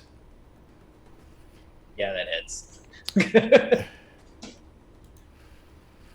You take 13 points of psychic damage as you start to feel this draw on your soul, and she's in such close proximity to you. And let's see the other one. Ooh, goes to you again. This one's not at disadvantage, correct? That's a 21. Still a hit. The person with the highest AC. So getting 20. That's another 12 points of psychic damage. Oh, not happy. And having hit you twice with this psychic glare, you feel yourself completely lock up as you become paralyzed with fear and no longer move. You are affected by the paralyzed condition. Great.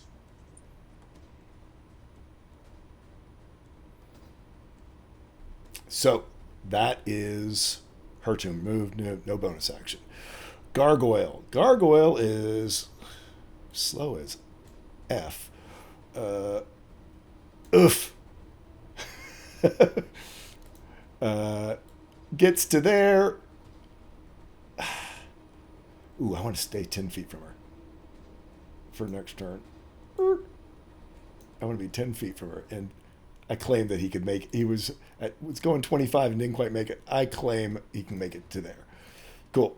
But he can't get within range of her. And for next turn, no, he's going to stick. He's going to stay there. I don't want to take too long working on that. That's his strategy. Thargren, you are paralyzed this turn. If you will, you can make me a Constitution. Oh, no, I'm sorry. This is a special paralyzed effect. You need to make me a Wisdom saving throw. Straight roll on the die. Here we go. I don't know why I rolled advantage, but that's a 12. On a 12, you are still locked in fear, looking at this creature. I was gonna say, yeah. That was a nice part. Elspeth didn't have to worry about that because she went down. It'd have the effect if you're unconscious. You are paralyzed. Then we have our soul-maddened folks. This one goes running out here towards the exit. He can only get that far. This one comes running up this way. So you're starting to feel like these are encroaching on your position. 30 feet. Ooh, wow. This one gets all the way to you. Elspeth, and is going to make a slam attack.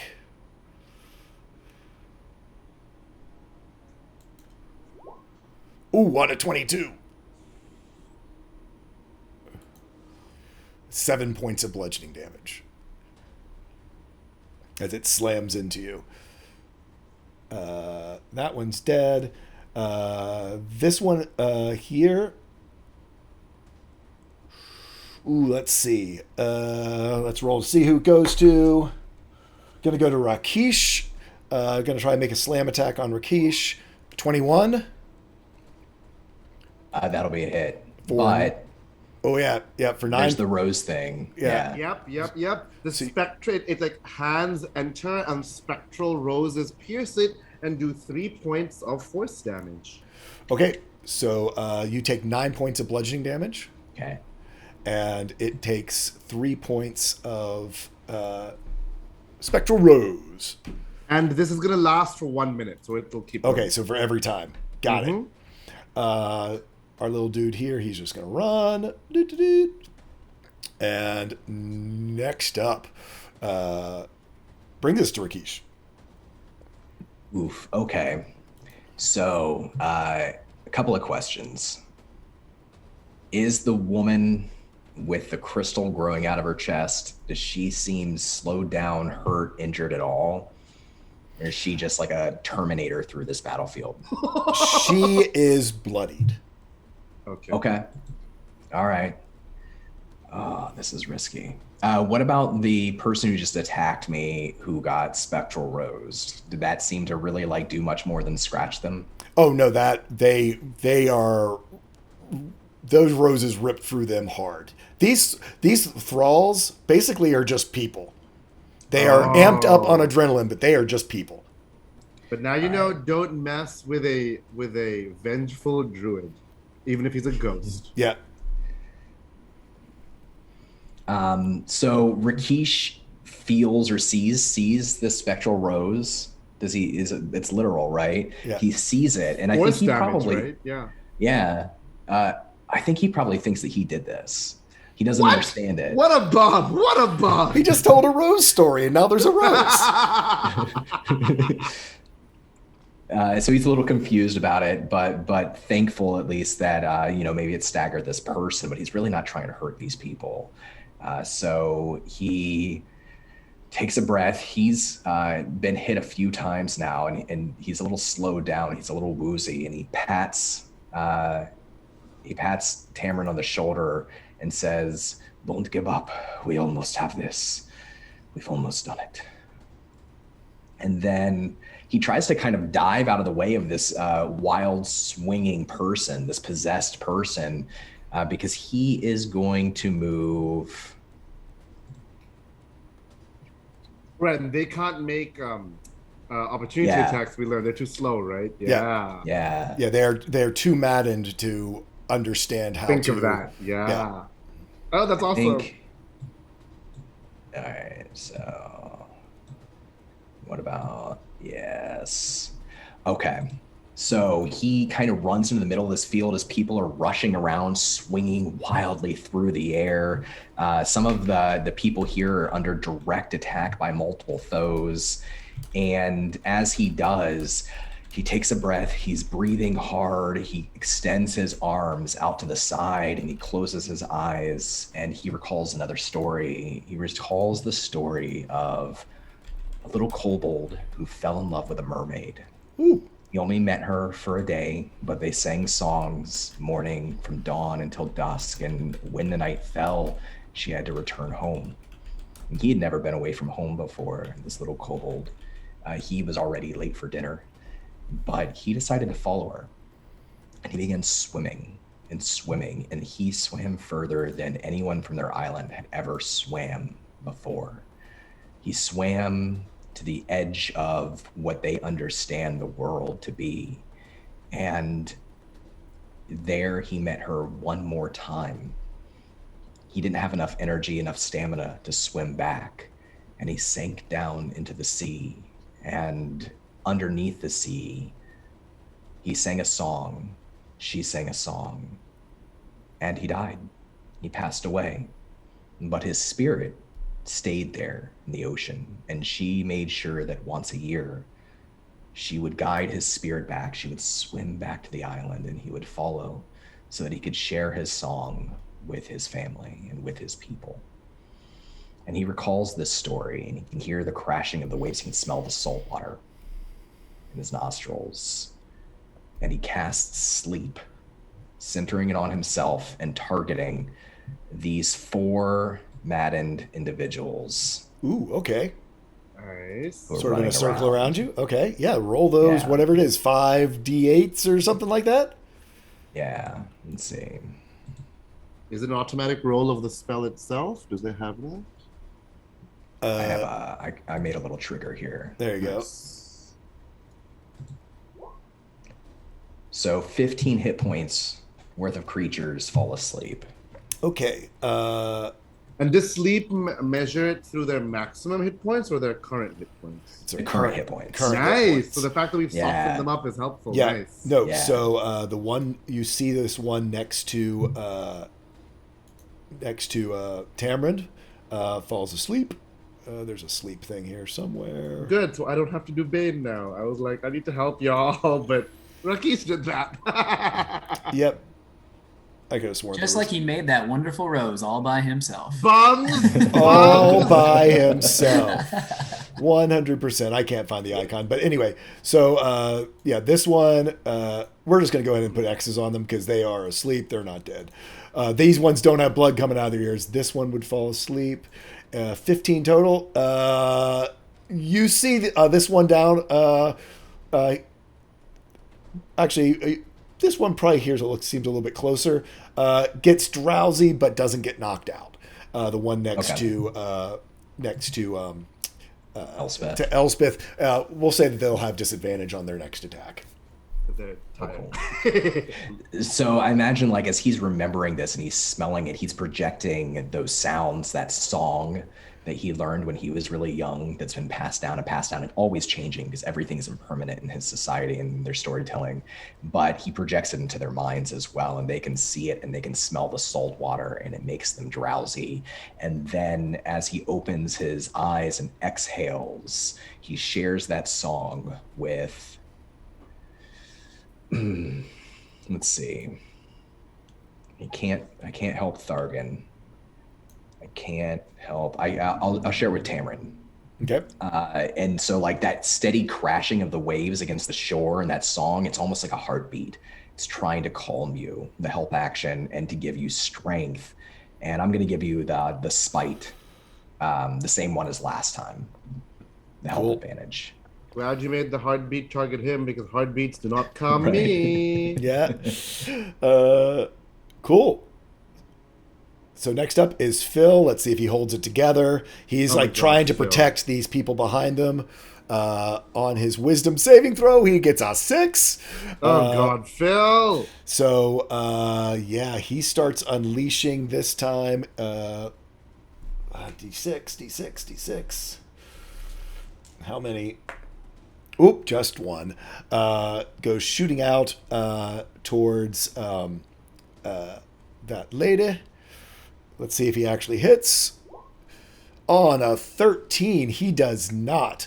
He didn't fumble, though. I'm just goes long. Poor little dude.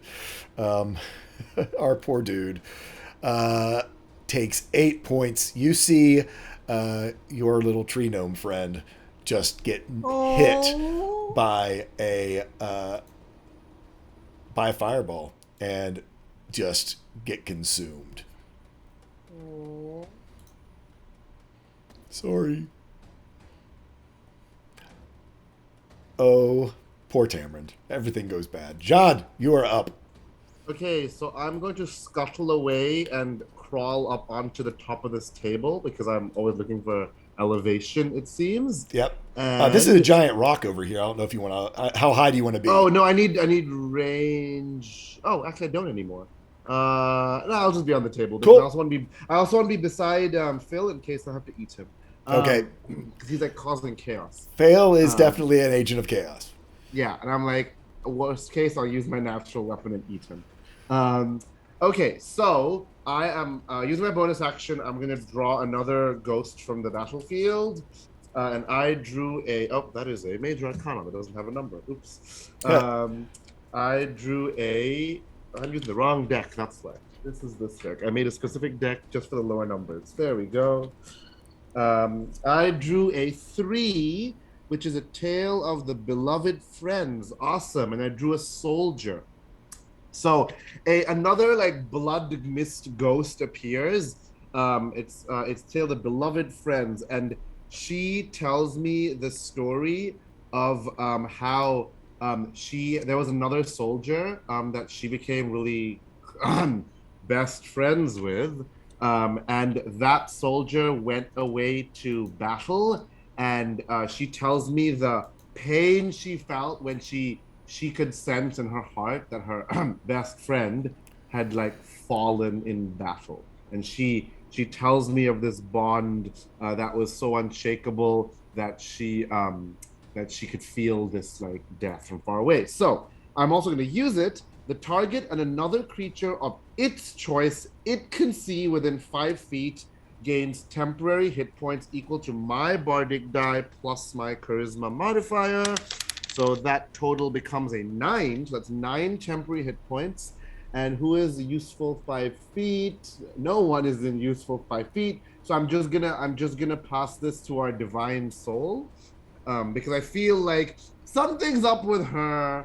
You feel and you feel a warmth of friendship come from some weird, unknown, ghostly blood force, which might not be that warm, but you gain 9 temporary hit points. Nice. That's gonna be helpful. Yeah, because I saw her get attacked a few times, right? Yeah. Yeah. So so you feel a strange, unknown, ghostly friendship. Okay. This time it is from me. Next up, Tamarind. Sorry, Elspeth. Ah, that's me. Hi. Yeah, so I am seeing and hearing the crashing of waves and how it seemed to almost put some of these creatures to sleep. Elspeth has grabbed a little bit of sand off the ground and is going to try and throw it up into the person that is harrying her, and is going to cast sleep as well. And instead of the crashing of waves, it's the soft drone of a faint waterfall, like someone is in the cave behind the waterfall. There's this echo and reverberation. But yeah, that's the thing that I do. Cool. So how many points you have going out from you? 17. 17. So this nice. one next to you absolutely falls asleep. And it's the next closest, correct? And it doesn't matter whether it's friend or foe, does it? So it's a 10-foot or 20-foot from a point that I choose within range. So I'd like to set it to this square and hopefully get This one as well? that on one as well, 17? Yep. on a 17. Yeah, no, that will do it. These two both fall asleep. Cool. Anything else you'd like to do? I am going to use that to get as far back again as possible. So 30 Okay, feet yep, you back can this take way. those 30 feet. Yep. Next so I'm right up. here behind this little picnic table. Yep. Next up is Tamarind. Are all the minor bums now disposed of? You've got one up here who's running out the front gate. Okay. And there's one actually way down here by the crystals. He's enthralled by these new crystals that have bloomed. Perfect. All right, so Tamarind, I think with the waves and the waterfall and all this going on, this dedicated, this general magic's going around, but that dedicated power sent from Rakesh to him. If Rakesh is looking, or anyone is looking in eyesight, Tamarind is going to go from that rigid, stoic equal to this awful, accursed woman. And you'll see that tightness in his shoulders and his legs, them locked up, release suddenly as he takes a deep gasp, almost comes to senses of some sort, some emotion and color coming back to his face. He turns briefly to look at Rakesh and then looking back at the woman, and just frustrated and exasperated and not sure what else to do, he just blurts out that I just want you gone. And something shoots forth from him as he is going to cast Is it banish? Mind Spike. Oh! Oh! Ouch. Okay. So let's do a wisdom saving throw. Wisdom save and throw. We have spectral thorns, mind spike. 15 on the save. That'll just do it, but I do believe half as much damage. Yeah. So I'll go ahead and roll that sucker. And It's like 7 points of damage. there you go. Okay. Yeah, no, she, you see her, sort of tense up, but right now her eyes are locked only one place. And that is towards Thargan. Of course. Who's my other predator? Jad. That weird primal instinct inside of you.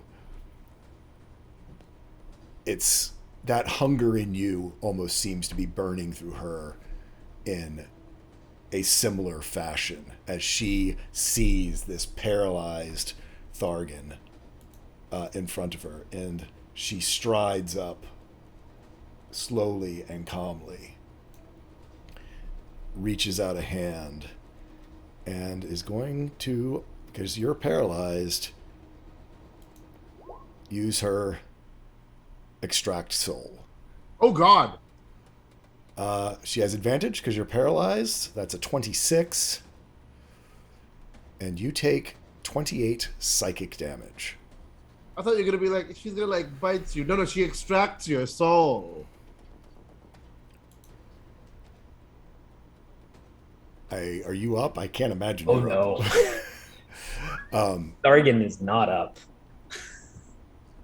You feel your soul be pulled from her, and around you, the folks of you who can see her, you see that crystal begin to grow inside of her shoulder.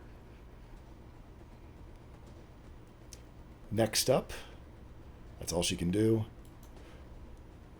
Next up is the Gargoyle. Oh, come on, be there.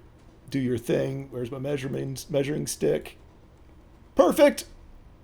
Walks forward 10 feet and then is going to use their flying stomp attack.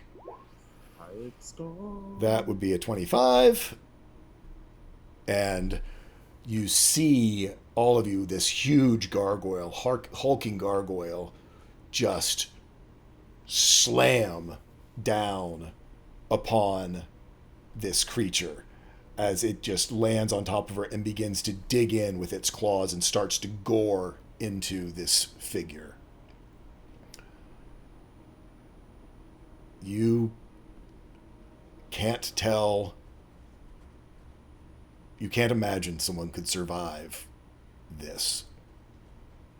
But we have other business to take care of as Thargan.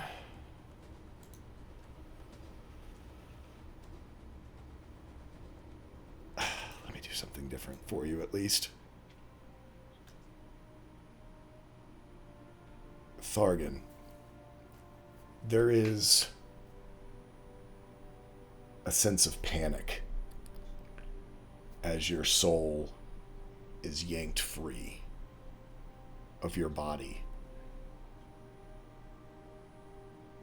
That fear of the hollowed, of that crystal that you saw 20 years ago and now sort of stays with you as you try to flee, but you're being pulled into this being that has paralyzed you in fear and then strided up to you.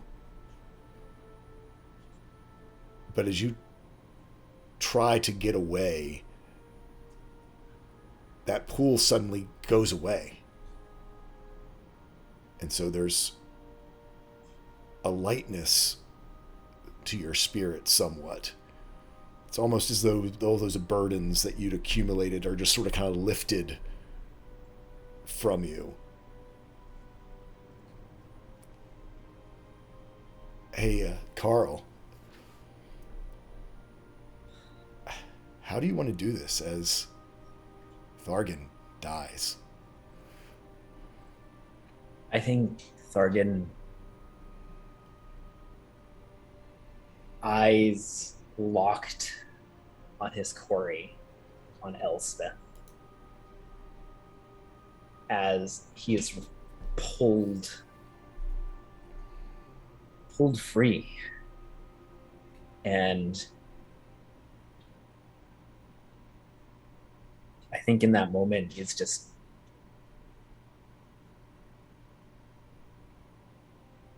I think there was maybe panic at first. And then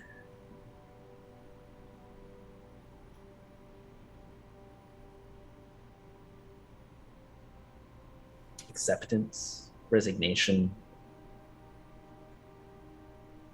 He's had 450 years here.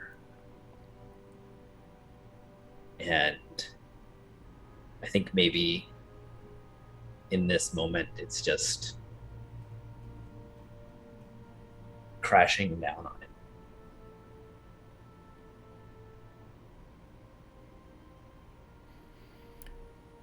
Your soul begins to lift up into the air, this creature having been somehow lost its hold on you in whatever has befallen it.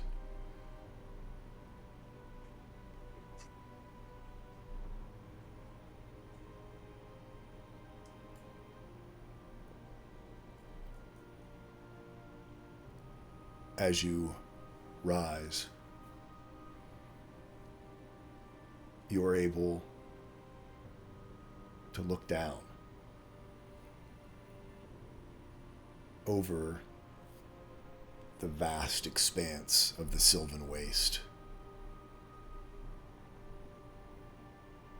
You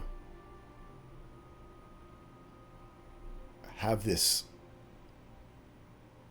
acceptance of letting go of sort of the burdens, but as you look down, you see and can even spot some of it that you were responsible for. You can see there's still this fetid, red swamp where you had crucified a demon upon a wellspring of the moon goddess. There are poisoned fields, acres of which that you, in your zeal, had done that, and to build your reputation, to let people know, to create this fear of you and you getting the job done, and that you were the person who had the cold logic to do things. And there is a heaviness that comes over your body, over your soul.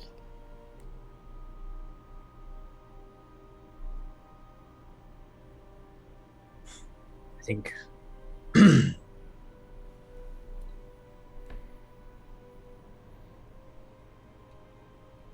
there's this moment where he sees just what it was 400 years ago. And he remembers the fields and that first time out. And the smell of fruit and blossoms and life.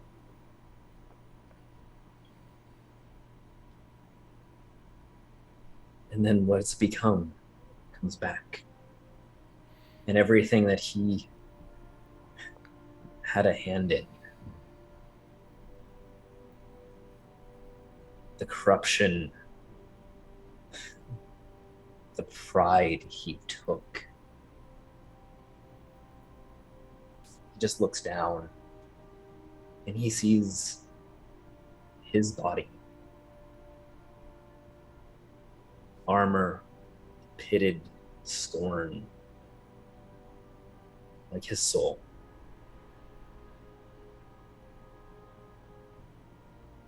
And he would scream if he could.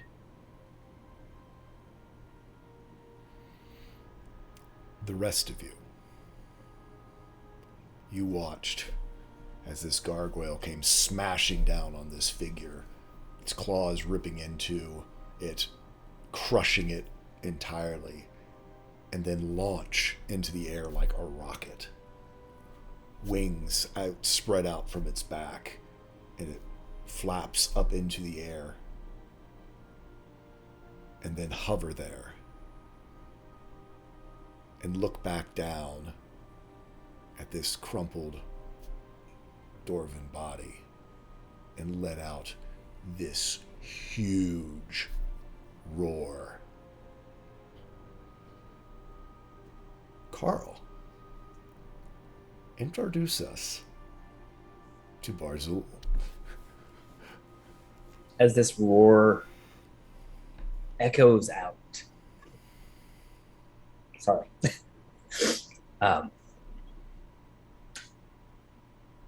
The gargoyle that he's become, the thing that he inhabits now, stands 8 feet tall, wings unfurled out, horns curled back, sort of almost tunic-like garb, in a face that is unlike Thargan's. It is smooth and soft, and it is a protector. It's everything that Thargan was not. And it just roars, and as it just, he notices his hands, claws, and just at that point, the wings stop flapping, and he just tumbles, crashing down through one of these tents with an immense sort of almost not panic, but a bit of horror.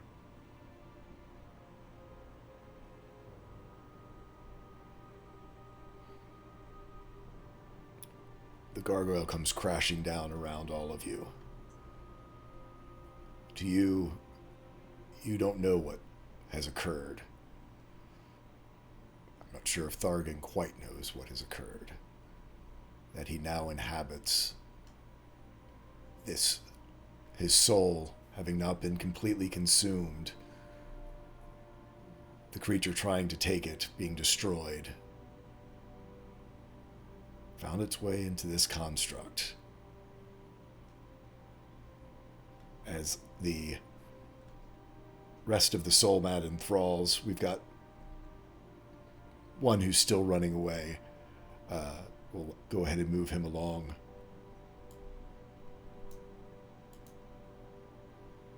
I'll move on to Rakesh and let the party chime in either initiative order or not of, now that you have these sleeping thralls on the ground, the immediate threat of this crystal hollowed being destroyed. The crystals are still growing down below.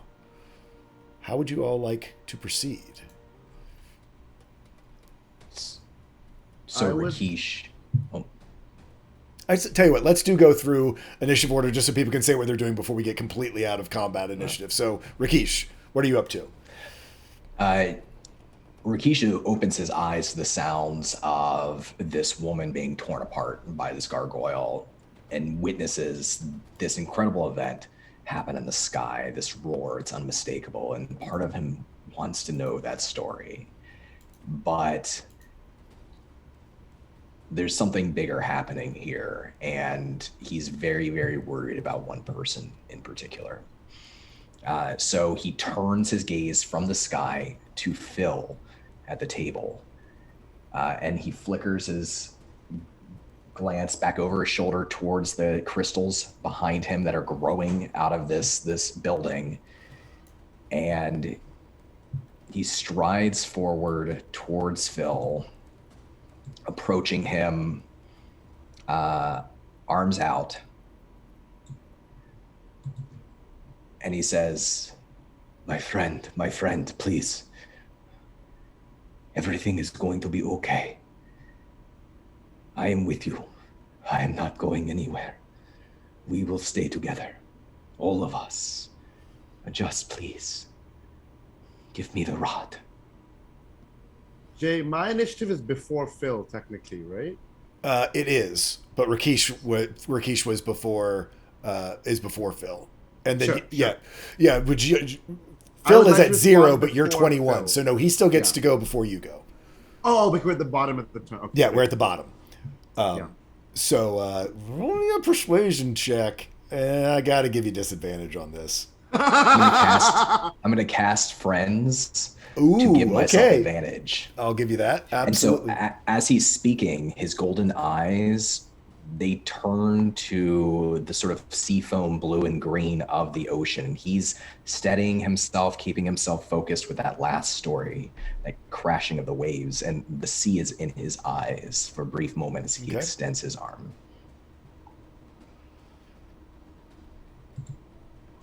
A 26. On a 26, he's not going to hand it over. But he certainly brings it back down, and if you wanted to help him aim it where you wanted it to be aimed, he would certainly allow that. So he'll lean in a little bit closer and just put a hand on his shoulder and give him a small toothy smile and say, "It is all right, my friend. There. The crystals. Fire there. You can do this." And he steps aside. Yeah, that's a good idea. So, Phil, there's that moment where you see it. It's like he's pointing it out at even all these sleeping bodies, and it's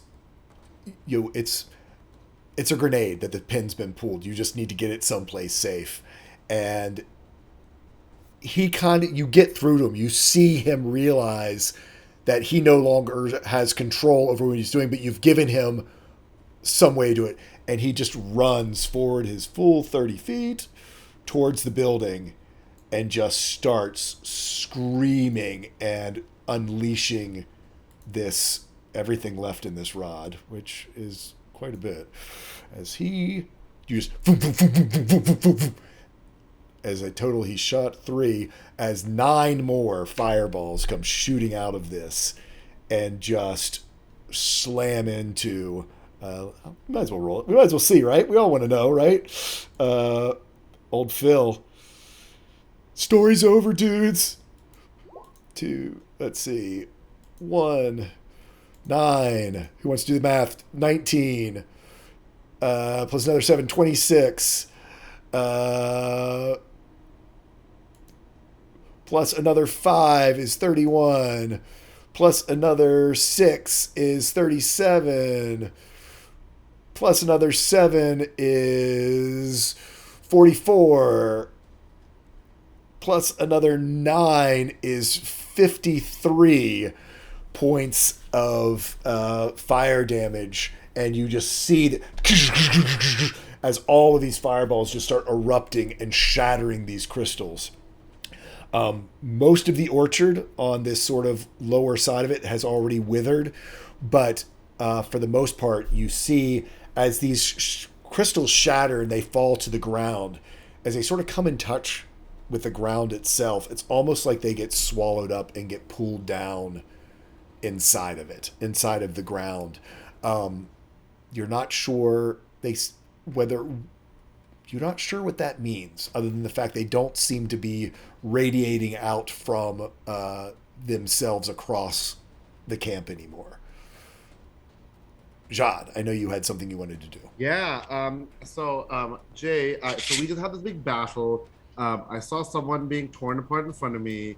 I'm very hungry, so I'm going to make a charisma saving throw to master my hunger. You should set the DC for me. Oh, yeah.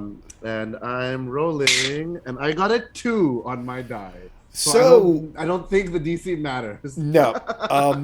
Yeah, I mean, the crystal chick, the crystal-born hollowed. I mean, she was flesh and blood. She was certainly beefed up by the corruption in her, but her blood is red and flowing and pretty much in the condition that you left the guy back in your village after this gargoyle.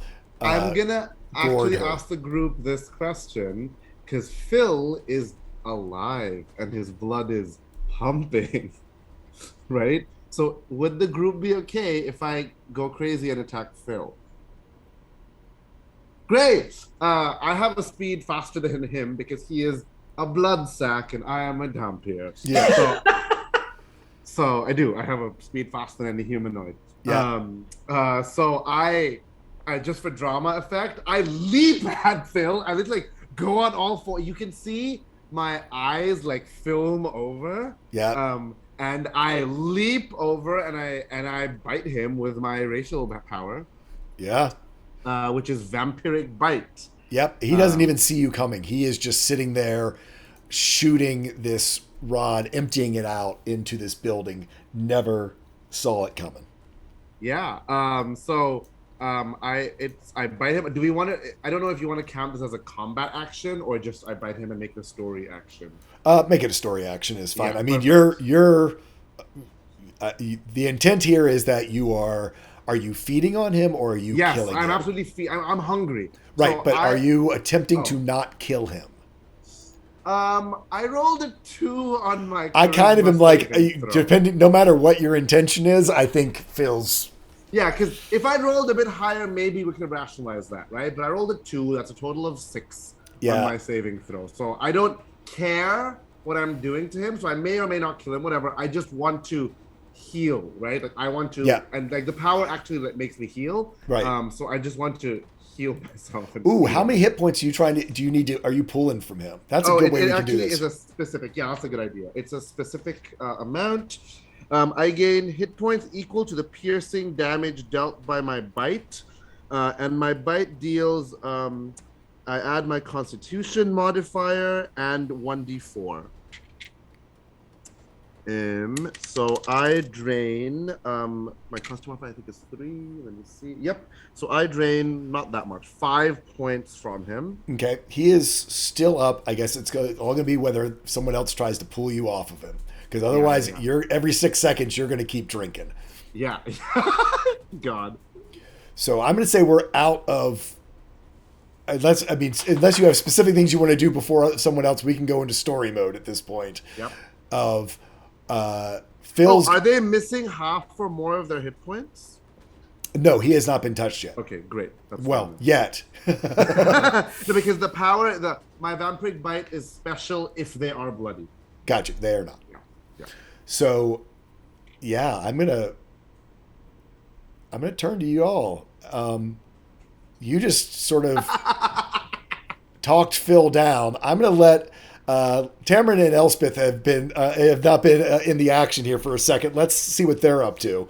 This pale guy, Rakesh's friend, just kind of leaped across.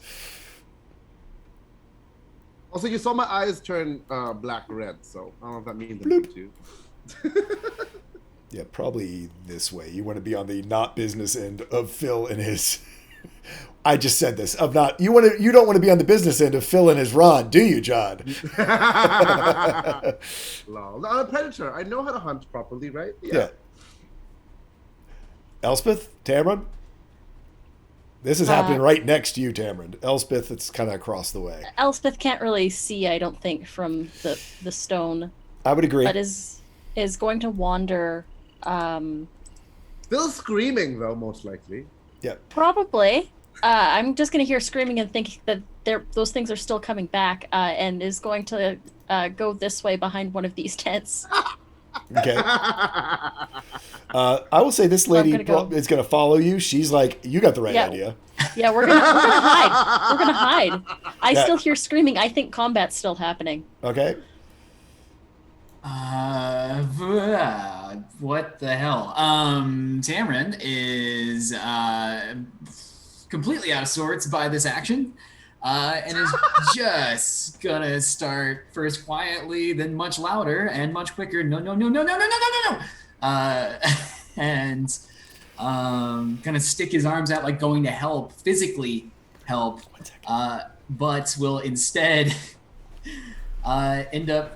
I need a wisdom saving throw from you, Jad, as I'm going to try to hold person on you. Yep. My wisdom bonus is 0. Okay. I rolled a 6. Okay. Yeah, I'm not in control of. I can't actively resist anything. I'm too busy feeding. Yeah. So the spell you do, it's easy to slide onto me. For sure. So I think Tamron has his arms out, meaning to go like physically intervene or at least get close to you and try to do something. But suddenly, I mean, those wild joints of yours that are so dexterous and everything just lock. So question, into place. Hold person is an enchantment spell, right? It is a. Let me cast that here so we can all read it. Maybe. Is that, Right. I think Dawn is nodding, so I'm gonna say yes. So I'm gonna say instead of affecting my muscles, it's not like a force spell, right? I get trapped inside one of my own memories. Ooh, okay. I like it, especially since it's blood. It's and blood, those right? come blood, up, right? Blood, and so this is a memory this is one of the earliest memories I've ever had, and this clearly is a memory of actually me. So I'm like, wait, what is this? But it's a memory of a cold woman's voice being like, if you are to master these techniques, you must feel them for yourself. And I feel my joints lock up, and I hear her voice saying like, I will leave you here for 12 hours in this state. Let us see if you have learned how to get out in that time. And so this memory of me being paralyzed by a like very high level paralysis spell, like ghoul touch or whatever, I don't know if that's high level, whatever. That is like, I'm now trapped in that memory. Kind of like, spoiler, but low key, so. Cool. So, Rakesh, you see this happen. Thargren, Barzul, are you hanging in the tent? Are you entering back out? You're sort of kind of wrapped in canvas and fabric. Are you hanging or moving? I think Barzul, in a panic, goes into a rage. Nice. Oh my god! Tearing the canvas apart. And as he does, the claws extend longer, and I think he's just going to, there we go. I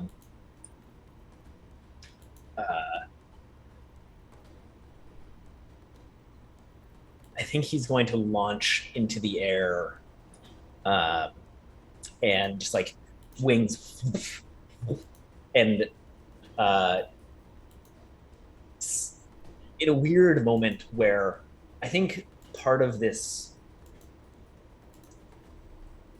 transformation is there is a magic within the gargoyles that is to protect, and something that is not his instinct kicks in, and he looks around for anyone in danger and will just swoop down to like basically like pull. Maybe I think the thing is like maybe we'll just swoop over to Jad and Phil and just tear them apart unless there's something else more pressing.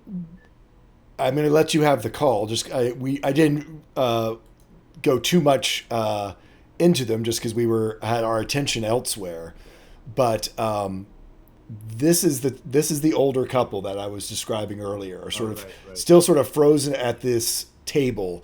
This older human couple, the Rakesh and Tamara would know them as Millie and Vernon Linford, who were farmers who were making their way up, and so I guess that's the question: is whether the danger to Phil or this closer older couple. You certainly could easily pick the two of them up if you wanted to fly them to safety or to.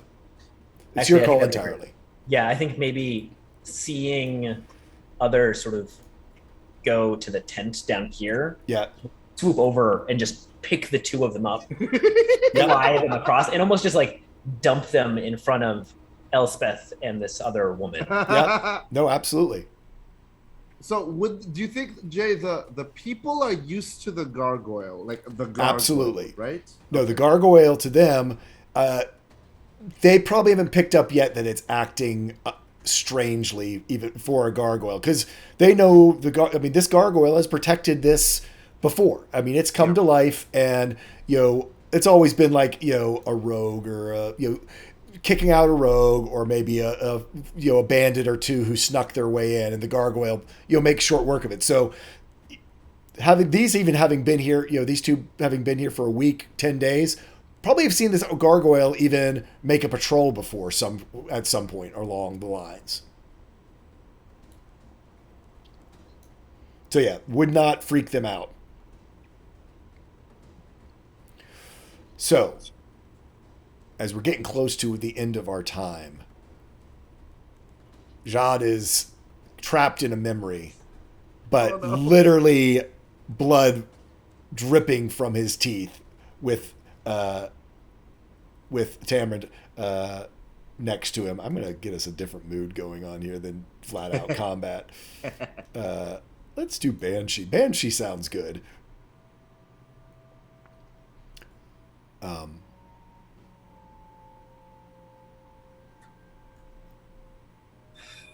There's almost like this surreal, it's not quite what I wanted, but I'm not going to worry about it. It's almost like things are frozen.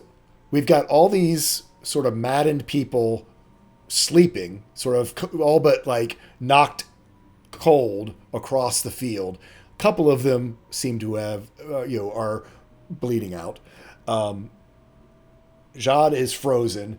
Phil is actually kind of stunned, I would say, at this point. What's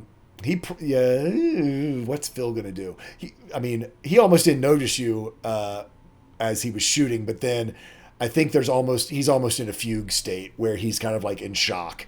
So there's this weird almost stillness, I would say, that sort of falls over this, as what was sort of this idyllic scene. You now have these sort of decaying and withering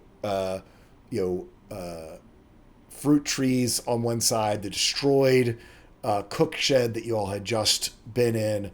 And I would say even at Elspeth, at this point, you would definitely sort of hear a silence drop over things. And I think Elspeth will come out and see people on the ground hurt and bleeding, and is just going to gently touch them, and a soft light will come from her hands as she spares the dying on each of the fallen.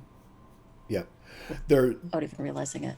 Yeah, and I think you're quickly able to just know which ones are asleep and which ones are in need, and are able to stabilize these three who just in their madness sort of tore into each other.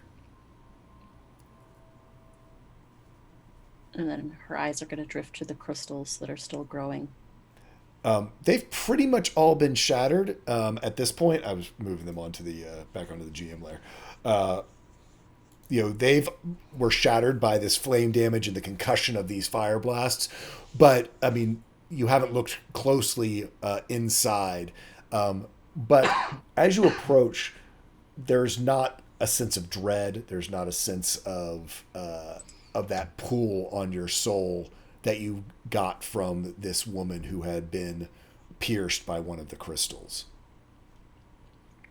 You actually do see this one thrall down here who had just been transfixed, that after the fireballs and they sort of disappear, you see sort of clarity come back and he just sort of collapses on the ground. Oh, so that madness seems to leave them? The madness of this one who was staring at the crystals does seem to have left them.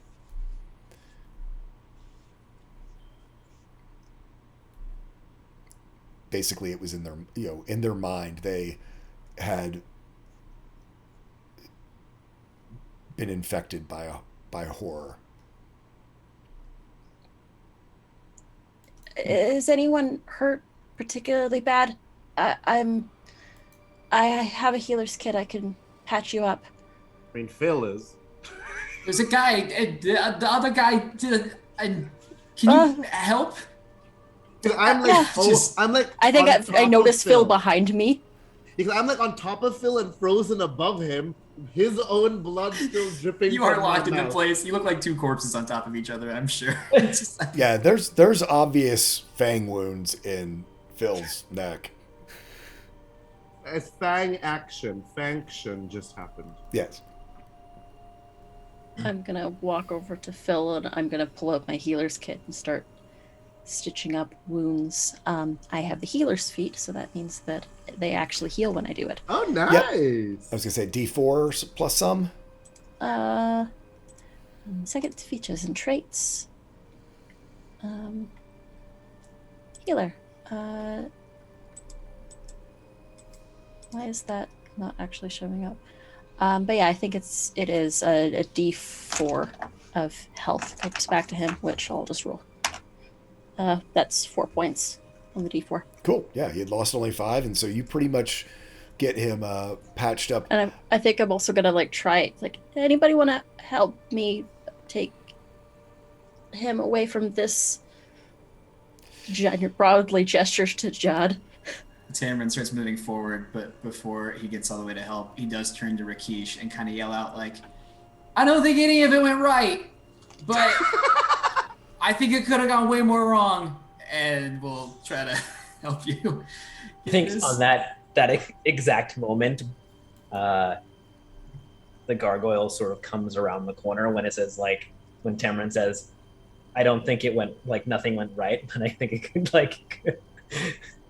And at this point, now that sort of instinct sort of passed, I think he's just going to sort of walk, just begin sort of walking through the camp, looking down at his claws and down at himself, trying to understand.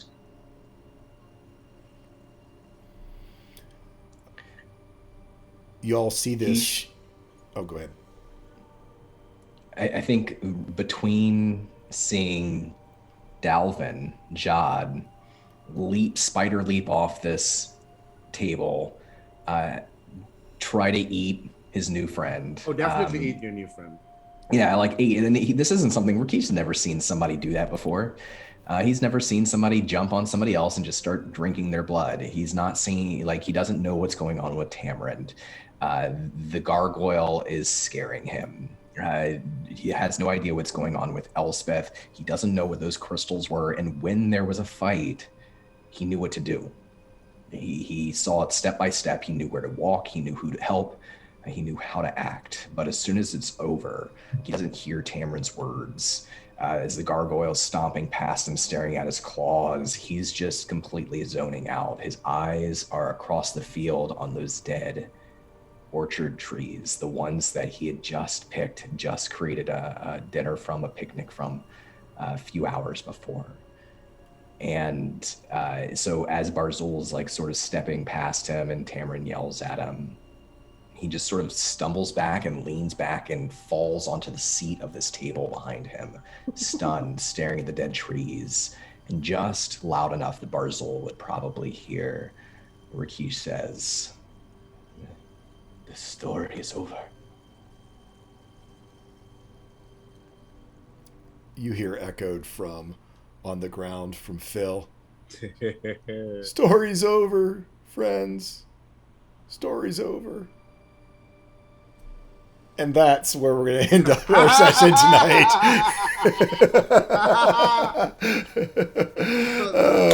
Let's go.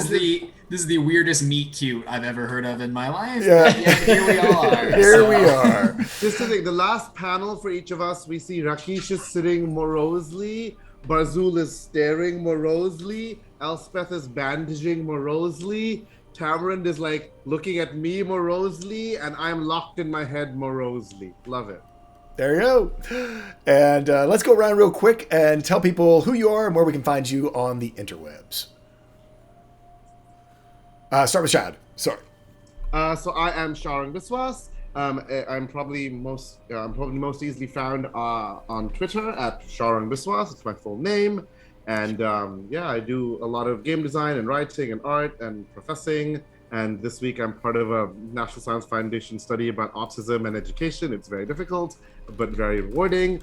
And if you check out my Twitter, I have a pinned tweet which talks about some of the work I do. So check it out. Next up is Elspeth. Anita. Hi, I'm Anita. Tonight I was Elspeth Carter. I am a TTRPG streamer, talk show host, a little bit of everything around the internet.